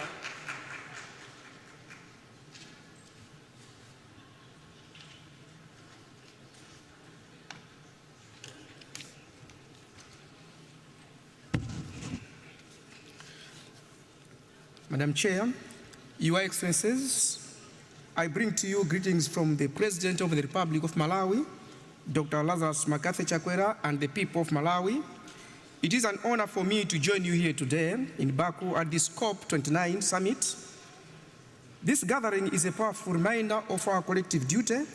The duty is to secure a healthy, resilient, and sustainable planet for generations to come. Your Excellencies, I'm also profoundly honored that at this conference, I am wearing two hats, representing my country, Malawi, as well as the voices of 45 other nations in the least developed countries group. Excellencies, in Malawi, the climate change is not a distant abstraction. We see its effects firsthand, and we feel its impact each day. Devastating floods, prolonged droughts, and unpredictable weather patterns continue to disrupt lives, destabilize livelihoods, and threaten the well-being of future generations. For a country like Malawi, the consequences are not only economic, but also deeply inhumane. The catastrophe comprises food to surmount our hardships. Through our national determination, exacerbates poverty and to ambitious targets for reducing greenhouse gas emissions, enhancing climate resilience, and we are facing, Malawi remains steadfast in its commitment to climate action, transitioning to sustainable energy sources. Yes, with adequate resources and partnerships, we believe these targets can transform our communities, strengthen food security, and empower our people to thrive in the face of climate changes. Your Excellencies, like I said earlier, that I am also speaking on behalf of all least developed countries, I would like to make the voice louder that the hour for change is now. COP29 is not simply a conference, it is a call to action, a defining moment for our collective future. This conference follows a landmark decision and a global stake we made last year in Dubai, which reinforced that we must do more and we must do it with great resolve. As LDC's community, we call upon all the parties to implement the recommendations from the global stock take, particularly enhancing climate finance, accelerating clean energy transitions. We must collectively accelerate our transition to renewable energy and reduce dependency on fossil fuels, strengthening adaptation, prioritizing loss and damage. This fund must be designed to directly benefit those who have suffered the most and with flexibility to meet the specific needs to each affected nation. I thank you all. Thank you, Your Excellency. It is my pleasure to welcome His Excellency, Mr. Jeremiah Kapang Young, Vice President of Liberia. Your Excellency, you have the floor.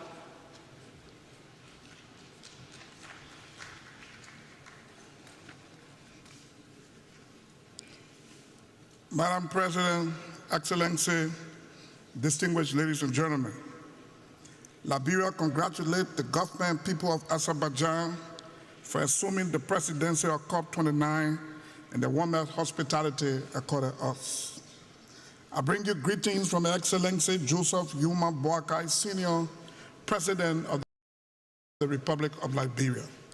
Madam President, Excellency, we have gathered here in Baku to deliberate on issues of climate change and global challenges that continue to undermine national development. This year, we witnessed most of our lowlands being flooded, giving rise to loss of lives, destruction of property, and displacement of people. This is why COP29 must set the basis for loss and damage fund. We need a simple but accountable process that avoids unnecessary bureaucracy. Liberia calls for a stronger cooperative action and decision on Article 6.2, 6.4, and 6.8 at COP29, consistent with the African Group position in operationalizing carbon market and non-carbon credit mechanism. In 2021, Liberia formulated reduce greenhouse gas by 64% based committee to reduce greenhouse gas by 64% based on adequate financing. Excellency, I am pleased to inform this summit that Liberia will further increase her climate ambition during the formulation of the country's third generation NDC, taking into consideration biodiversity protection, including the conservation of mangroves, freshwater ecosystem service, child rights, human mobility, and others. This means the issue of climate finance will be an integral part of the country's third generation NDC. Therefore, I call on developed countries to increase their contribution in fulfilling the new collective quantified goal on climate financing. Madam President, Excellency, Liberia has established a national climate laboratory at the University of Liberia. This learning center is intended to build the human resource of the country in addressing climate challenges at the national level. To conclude, humanity has faced numerous problems in the past, but it is collective efforts that have kept us going. This is our time. If we hold together and speak with one voice, holding each other accountable in a fair and equitable manner, we will fight the nightmare of climate change and global warming, and we will succeed. I thank you. Thank you, Your Excellency. It is my pleasure to welcome His Excellency, Mr. Prosper Bazuma Banza, Vice President of Burundi. Your Excellency, you have the floor.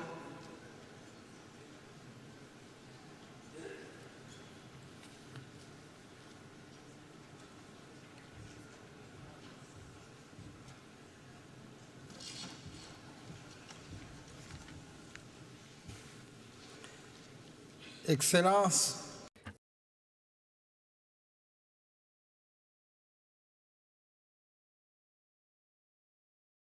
Excellencies, President of COP29, heads of state and government, distinguished heads of delegation, it is an honor and a true pleasure for me to address you on behalf of our President and head of the government of Burundi at such a crucial meeting as COP29. But at the very outset, allow me to rightly commend the warm welcome that we have received, I did myself, as did my delegation, from the government of Azerbaijan. Excellencies, ladies and gentlemen, Burundi is a country of 1,000 green hills, of savannas and forests, is, however, being confronted by the impacts of climate change like other countries in the world. This in our country takes the form of heavy rains and periods of dry seasons that have become longer and longer. Burundi is strongly committed, alongside countries that are signatories to the Paris Agreement, through the NDC document at our national level and the National Development Plan of Burundi 2018 to 2027. Through this document, the government of Burundi aims for ecosystems to adapt naturally to climate change. Priority actions for adaptation and mitigation to the impacts of climate change are included in all policies and programs through a multi-sectoral approach. And here, if I may, I would like to mention a program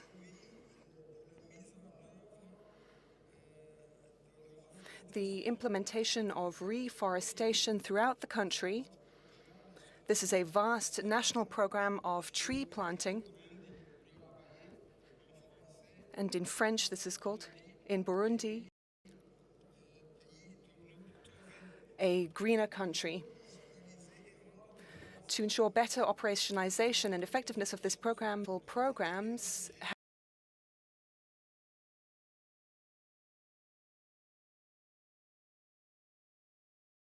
have been integrated into teaching programs, into curricula, that is, in all levels of education, from primary to tertiary. Burundi aligns with the common position of the countries of the African continent and that of the LDCs. And in accordance with the 2030 Agenda and the Emerging Burundi Agenda, emerging by 2040 and developed by 2060. Ladies and gentlemen, Burundi would like to take this opportunity to ask the stakeholders involved in the implementation of the Paris Agreement to meet their obligations to support the countries most exposed to the impacts of climate change, including Burundi. In conclusion, the financing mechanisms, we would ask you to set up simplified processes which allow for easy access to climate funding so that the most vulnerable countries can tackle the effects of climate change as swiftly as possible. Thank you very much for your kind attention. Thank you, Your Excellency. It is my pleasure to welcome His Excellency Mr. Pedro Sanchez Perez Caston, President of the Government of Spain. Your Excellency, you have the floor.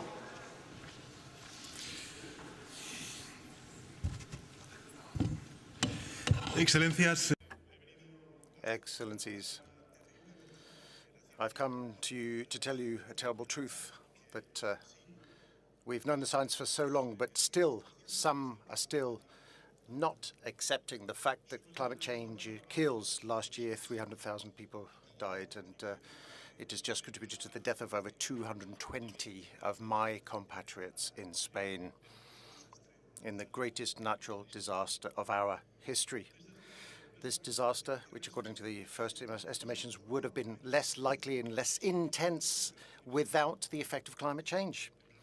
The planet, therefore, is giving us increasingly loud signals, and if we don't act in the near future, our countries will undergo more droughts, more heat waves, more torrential rain, more fires, and more illnesses, and many economic sectors will collapse. Hundreds of towns and peoples will become uninhabitable, and the sea rise and the temperature rises will mean that it will be impossible to live in those places. This existential threat is obvious to everyone.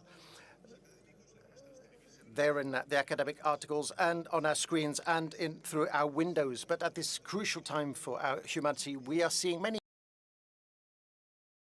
governments hesitate and slow down when they should be accelerating, speeding up the pace, picking up the pace, and some are even denying evidence and actually turning back. They are investing in oil, they are deregulating so that the rich can become richer, knowing full well that this formula will lead us all to disaster. We can therefore not allow this to happen. We know what the problem is. We also know what we have to do to resolve this problem. We don't need drastic measures. We need drastic measures. We need to transform. We need to change the way in which we create wealth and our relationship with the planet. We need to innovate. We need to undergo decarbonization. We need to develop more material and processes, and we need to adapt our towns and our infrastructure and adapt ourselves to new realities, climate realities. So it's not all Spain. This is what giving up.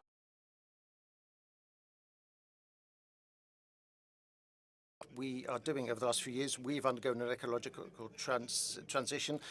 We have brought about modernization. We've reduced by 40% our emissions and our consumption of natural resources. And at the same time, we have been the economy of the OECD, which has most grown in the last few years, and we can grow equitably and respect the planet. So don't listen to those who say that the transition is incompatible with the well-being of nations, or that it is bad for the middle classes and the lower classes, the working classes rather. Rather the opposite. If we do not conquer sustainability, unless we do all of this, and if we do not live in tune with sustainability over the next 10 years, we will all fall. The first to suffer will be the middle class and the working classes, because they are the ones who work in the most threatened areas. And that's what happened in Spain, specifically in Valencia, where still some people remain unaccounted for and many towns covered with mud. This is why, ladies and gentlemen, we must help victims. We must ensure that this does not happen again. We must ensure that natural disasters do not multiply or replicate.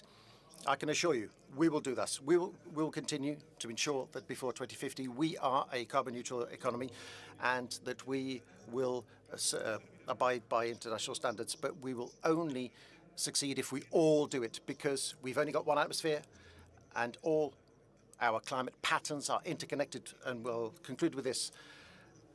As one of the most vulnerable countries to climate change, let us stop dragging our heels, denying science, and let us do what we promised to do 7 years ago in Paris. Let us save our citizens, let us save our economies, let us save the planet. Thank you very much. Thank you, Your Excellency.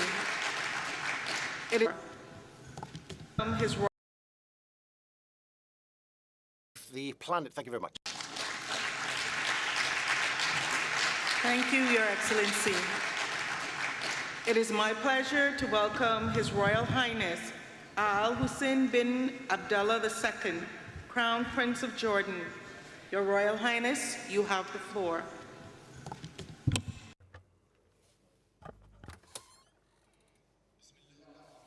In the name of Allah, the most gracious, the most merciful. President Ilham Aliyev and the people and government of Azerbaijan for hosting this important summit. We have gathered here under the banner of solidarity, the family of nations joining as one to protect the planet we share. We all know that without common action, we are destined to fall short. Yet, we meet at a moment when faith in our ability to stand together is broken.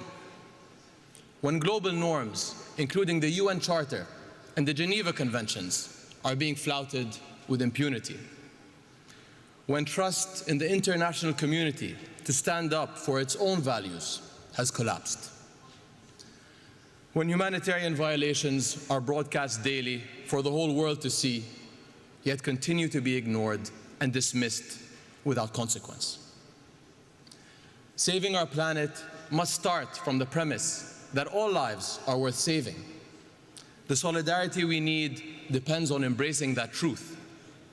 Yet, over the past 13 months, the world has stood by as thousands of Palestinians have been killed in Gaza, the majority women and children. How can we work together for our shared future when some are deemed unworthy of one? The ongoing violence in my region undermines peace and security beyond its borders. In the end, this will benefit no one. My part of the world is already exposed to the harsh realities of climate change, to heat, to drought, to loss of biodiversity. Communities are now graveyards of debris. For Gaza and beyond, will result in total emissions higher than the annual emissions of more than 135 countries.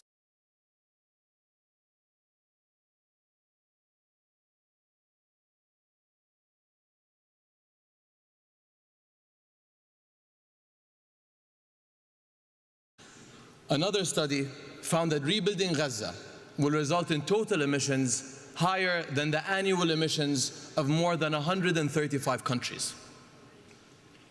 An inclusive, just approach to the climate challenge requires that we address the links between climate, peace, and security.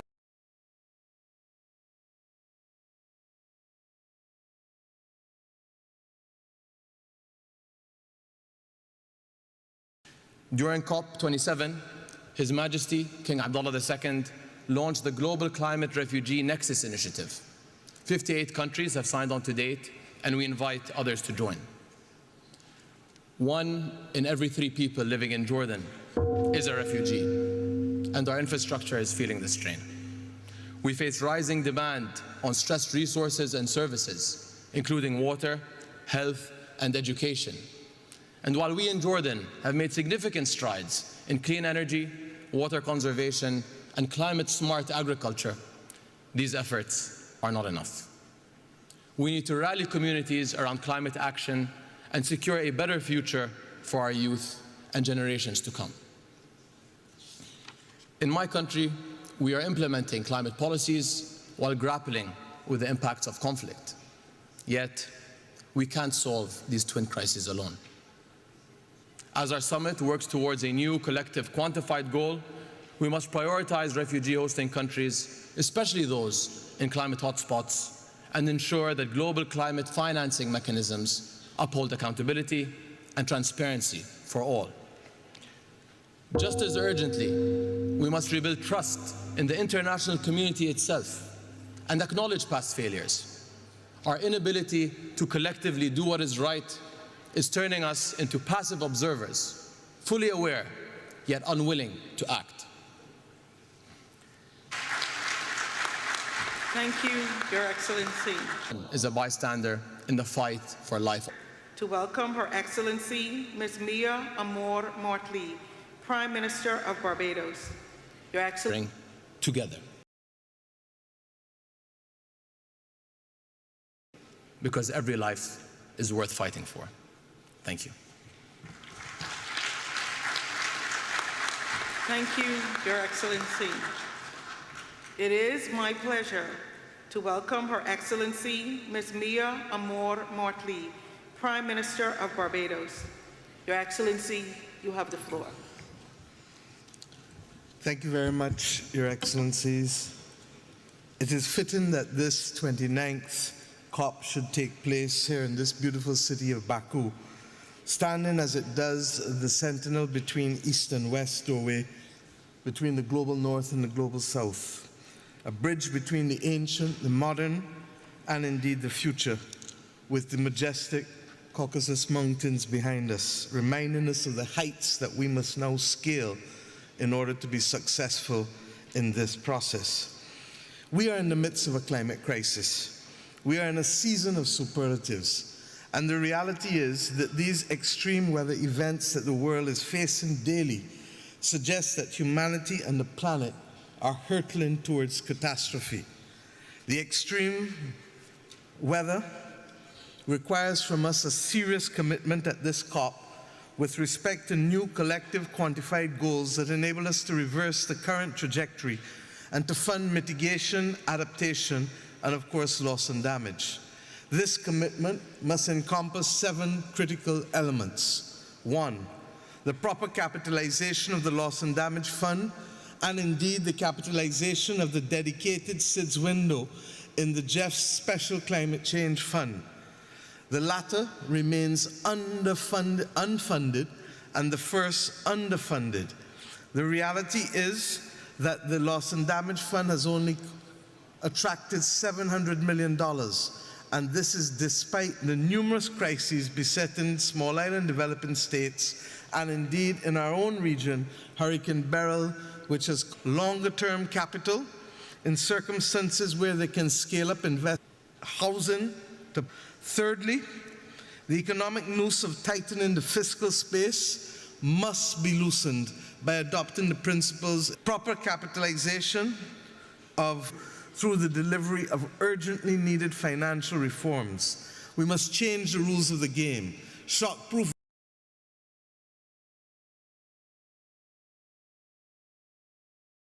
investments for adaptation. Thirdly, the economic noose of tightening the fiscal space must be loosened by adopting the principles, in our view, of Bridgetown Initiative 3.0 through the delivery of urgently needed financial reforms. We must change the rules of the game, shock-proof vulnerable economies, and indeed review debt sustainability while at the same time augmenting resources. Fourthly, rich countries must deliver on their commitments. We must ensure time and again that the commitments made, whether for 0.7% of GNI or indeed the $100 billion, or recently the $30 billion with respect to biodiversity, that these are met. We must have transparency and accountability on the part of everyone. Fifthly, we must agree in principle that developed countries and carbon producers can, in fact, along with others who are willing, help us find new money to augment the resources. We accept that the current commitments with public money may not be sufficient, and therefore we need to consider levies, as the Global Solidarity Levies Committee and Coalition is seeking to do. If we put a $5 per ton on CO2 for fossil fuel extraction, we can raise $210 billion a year. If we put $100 per ton on CO2 for shipping, we can raise in excess of $80 billion a year. And we've not addressed aviation or indeed the elephant in the room, a 0.1% levy on all bonds and stocks that can raise us in excess of $400 billion. Sixthly, we need to deal with methane. Methane is responsible for 45% of current global warming and is 80 times as devilish as CO2 with respect to warming the planet. This makes mitigation of methane the most effective way to slow the rate of warming in our world. And I trust and pray that we can have a global methane agreement, as Pope Francis led the call earlier this year for us to see a parallel track to decarbon. And I hope that we can meet that as we go forward. As we leave this city, that there is fairness and that we need to ensure that our ambitions are not only high, but our actions mimic the ambitions which we have if we must make progress irrespective of to ensure that our people are not to be the victims of this awful climate crisis. Thank you. Thank you, Your Excellency.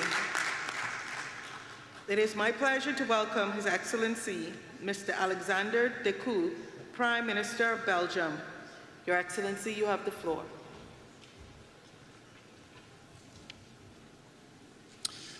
Madam President, dear colleagues, this is not a time to falter. Emissions continue to rise, and we see more and more destructive climate disasters. There is one certainty. If we do not alter our policies, we will see an increase of 3 degrees Celsius by the end of the century. Our citizens expect us to show a way out. They want us to collaborate on a faster and more resolute decarbonization and moving away from fossil fuels. We have to be ambitious in our goals, but effective and flexible in how to achieve them. Dear colleagues, meetings like these are often perceived as talking shops. And yes, these strenuous negotiations are far from perfect. But if you compare climate policy now to a decade ago, we live in different worlds. A strong majority has embarked on the journey to net zero. Yet, many challenges remain. The safest, cleanest and cheapest energy is the one we do not use. We must do more on energy efficiency. It's a win-win. Investment in clean energy is increasing everywhere, but least developed countries are missing out. We are seeing massive amounts of renewable capacity being added to our grids, but the interconnectivity and storage capacity have not followed the pace. In this climate challenge, there is no one silver bullet. There is not one solution that will fix all of our issues. We need to use everything we have. Not a policy of less, but a policy of more. More growth, more cooperation, more innovation, more investment, but affordable and achievable for everyone. This is our political objective in order to ensure a just transition. Citizens will buy electric cars and will insulate their homes, but only when it makes economic sense. Allow me as well to emphasize the importance of ensuring a just. In this regard, Belgium and the EU will redouble, needs to be fair. In this regard, Belgium and the EU will redouble efforts to strengthen the competitiveness and the sustainability of our economy. A just transition also matters domestically, as a transition for our economies should leave no one behind and should ensure the creation of high-quality jobs. Ladies and gentlemen, let us turn to the objectives for COP29. First, this must be the enabling COP. Let's implement what we agreed upon. Future national plans should align with the 1.5 degrees goal. Second, this is also the financing COP. The new collective quantified finance goal will be its most important deliverable. In reaching this goal, we should prioritize the needs of the least developed and the most vulnerable countries. And only when we mobilize private actors, we will reach the trillions of investments that are needed globally. Dear colleagues, Belgium has doubled its climate finance, given mostly in grants and focused on the least developed countries. On top of this, thanks to public guarantees, we mobilize an additional €500 million to developing countries. Belgium is also an adaptation champion. We have to redouble our efforts in adaptation to reduce the impact of climate change on planet and people. Adaptation is absolutely crucial to convince our citizens that they can make a difference in their lives and ensure their safety. Ladies and gentlemen, humanity could easily despair and lose hope. We could also lose ourselves in the complexity and the impossibility of the task at hand. However, we should find inspiration in what we have achieved so far. Let's create a context where these solutions become accessible to everyone. Only then COP29 will be a success. Let's make this happen. I thank you. Thank you, Your Excellency. It is my pleasure to welcome His Excellency Sir Keir Starmer, Prime Minister of the United Kingdom of Great Britain and Northern Ireland. Your Excellency, you have the floor. Thank you very much. The United Kingdom is determined to stand alongside those countries on the front line of the climate crisis today and to seize the opportunities of tomorrow. Because action on climate now is the route towards economic growth, energy security, better jobs, and national security in the long term, to deliver on the Paris Agreement and keep 1.5 degrees within reach. In the first 100 days of my government, we launched Great British Energy to create clean British power. We created a national, we scrapped the ban on onshore wind, and jobs of the future. We scrapped the ban and closed the UK's final coal power plant at the end of September, becoming the first G7 economy to phase out coal power, in line with the international agreement at COP28 to transition from fossil fuels, and the UK's ambitious goal to be the first major economy to deliver clean power by 2030.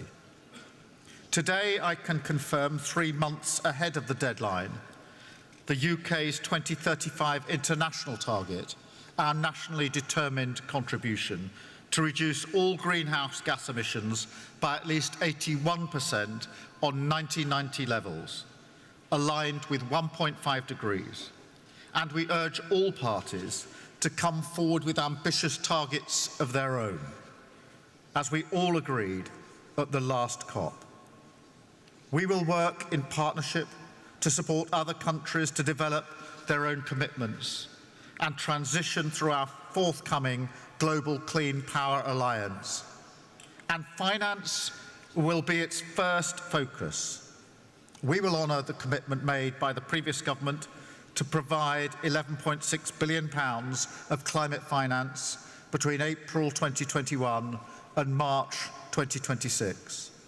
But we must use public finance as a multiplier to unlock much more private investment and reform our international financial institutions.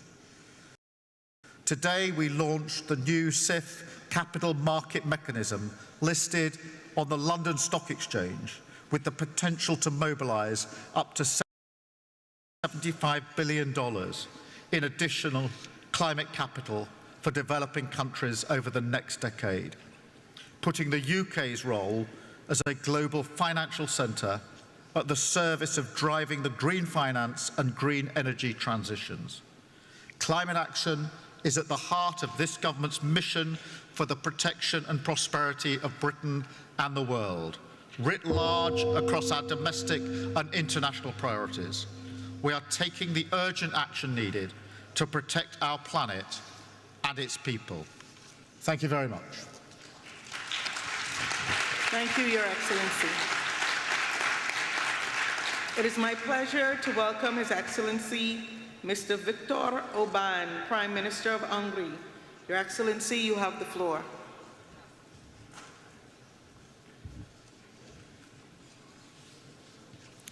Excellencies, ladies and gentlemen, first of all, I would like to thank President of Europe in this important conference. Azerbaijan is a key partner for Europe. Last week, Budapest hosted the European Political Community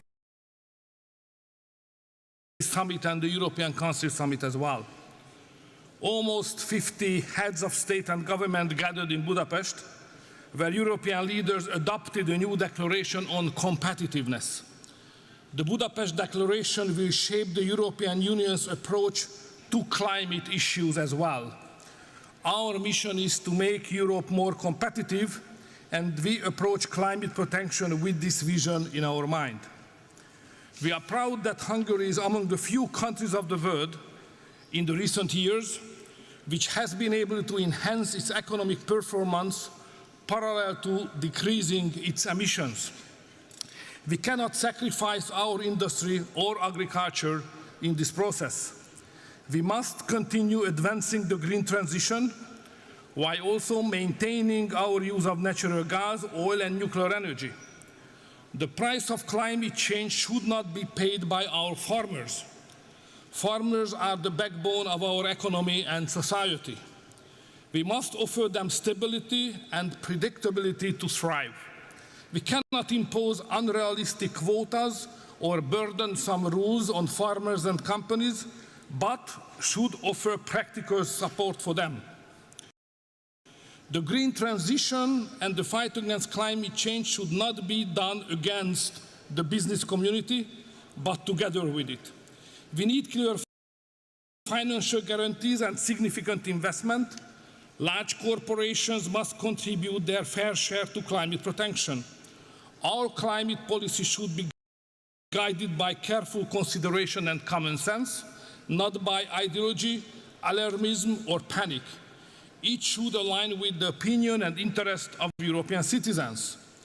In Hungary, we are also positioning ourselves to be a significant player in electric vehicle development and electricity storage. We continue to invest into our already robust nuclear industry, increasing its share to 70% when it comes to it stands out in Europe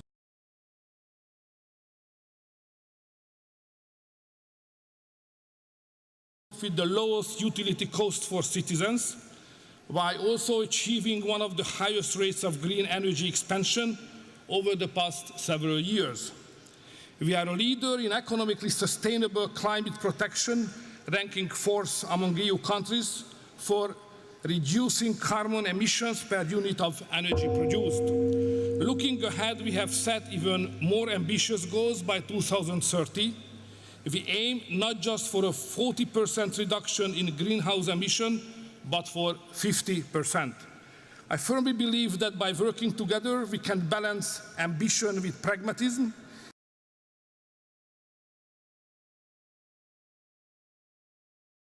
establishing Europe as a global leader in climate action, with compromising the prosperity of our industries and agriculture. Thank you very much for your attention.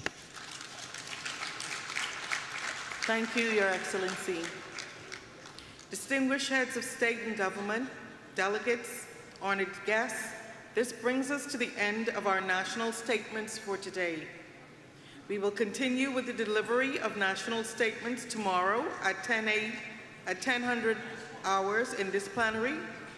With this, I declare this joint meeting of the COP, CMP, and the CMA adjourned. Your Excellencies, dear colleagues, we will now hear special messages. It is my pleasure to welcome His Excellency, Mr. Xi Jinping, President Xi Jinping's Special Representative and First Vice Premier of China. Your Excellency, you have the floor. Distinguished colleagues, ladies and gentlemen, friends, it gives me great pleasure to attend the World Leaders Climate Action Summit as the special representative of Chinese President Xi Jinping. First of all, I am honored to convey President Xi Jinping's best wishes to Azerbaijan for hosting this summit. President Xi Jinping highly commends the positive efforts and contributions made under Azerbaijan's presidency to promoting global climate governance and wishes COP29 a full success. It has been 30 years since the UNFCCC entered into force. Standing at this new starting point, we need to work together for satisfactory outcomes of COP29 to live up to the keen expectations of the international communication. international community differentiated responsibilities propositions. First, the principle of common but differentiated responsibilities is the cornerstone for strengthening global climate governance. Developed countries need to increase climate ambition and action, take the lead in fulfilling emission reduction obligations, and move up the timeline for carbon neutrality. Developing countries also need to do our best within our capabilities. The Chinese side will submit its 2035 nationally determined contributions that are economy-wide and cover all greenhouse gases, and strive to achieve carbon neutrality before 2060. Second, the complete transformation of growth models is the fundamental solution to climate change. China's high-quality production capacity, as exemplified by its manufacturing of electric vehicles, lithium batteries, and PV products, provides a significant boost for the green development of the world. The international community should work together to accelerate energy transition in an equitable, orderly, and just manner, keep the industrial and supply chains of new energy stable, facilitate the accessibility and innovation of green products and technologies. Third, funds and technology.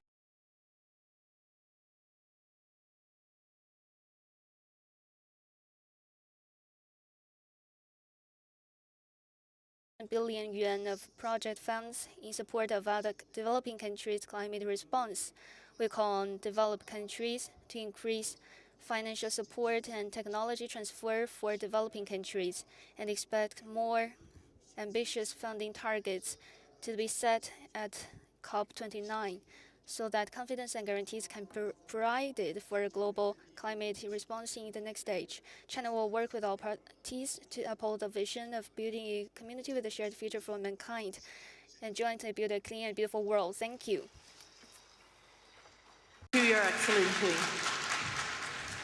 It is my pleasure to welcome Mr. Hashim Sumitro Dijojo Hadikusumo, Special Envoy to the President of Indonesia. You have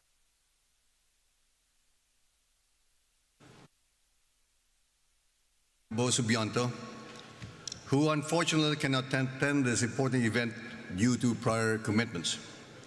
He promises to enhance Indonesia's climate action and continue the policies set out by his predecessors. President Prabowo envisions economic growth beyond 8% per year and ensures green, resilient, and inclusive development for all of our people. This vision determines our ambition to reduce greenhouse gas emissions towards net zero by 2060 or sooner, and avoiding 1 billion tons of carbon dioxide emissions. We are shifting from fossil fuel-based to renewable-based development with 75% of additional power generation capacity. 70,000 kilometers of smart transmission lines will be constructed to transmit energy across Indonesia's main and most populous islands. Indonesia will also develop a green smart grid, adding 42 gigawatts of wind and solar power, tripling energy capacity totaling 75 gigawatts. Affordable clean energy will be provided to accelerate growth, create more jobs, ensure food security, and alleviate poverty for the people's prosperity, while balancing growth with environmental sustainability. We will commence to reforest more than 12 million hectares of severely degraded forest over time, revitalize degraded land to increase food production, protect our oceans for a prosperous blue economy, and empower our local communities for climate resilience and quality green jobs. Our efforts require three enablers: a comprehensive green growth policy framework, which we are finalizing, massive investments of $235 billion, and international collaboration. We need to mobilize global resources in terms of technology, finance, and investment, forming a united front to combat global warming and reclaim humankind's right to survive. Indonesia is indeed blessed with extensive saline aquifers, which offer nearly 500 gigatons of carbon capture and storage capacity. Several multinational companies have expressed high interest in such multi-billion-dollar projects. We further commit to developing a robust carbon market, starting with optimizing Indonesia's 500 for next tons of verified carbon credits. We must work together. Thank you. Your Excellencies, dear colleagues, I wish you a good evening. The high-level segment will resume tomorrow.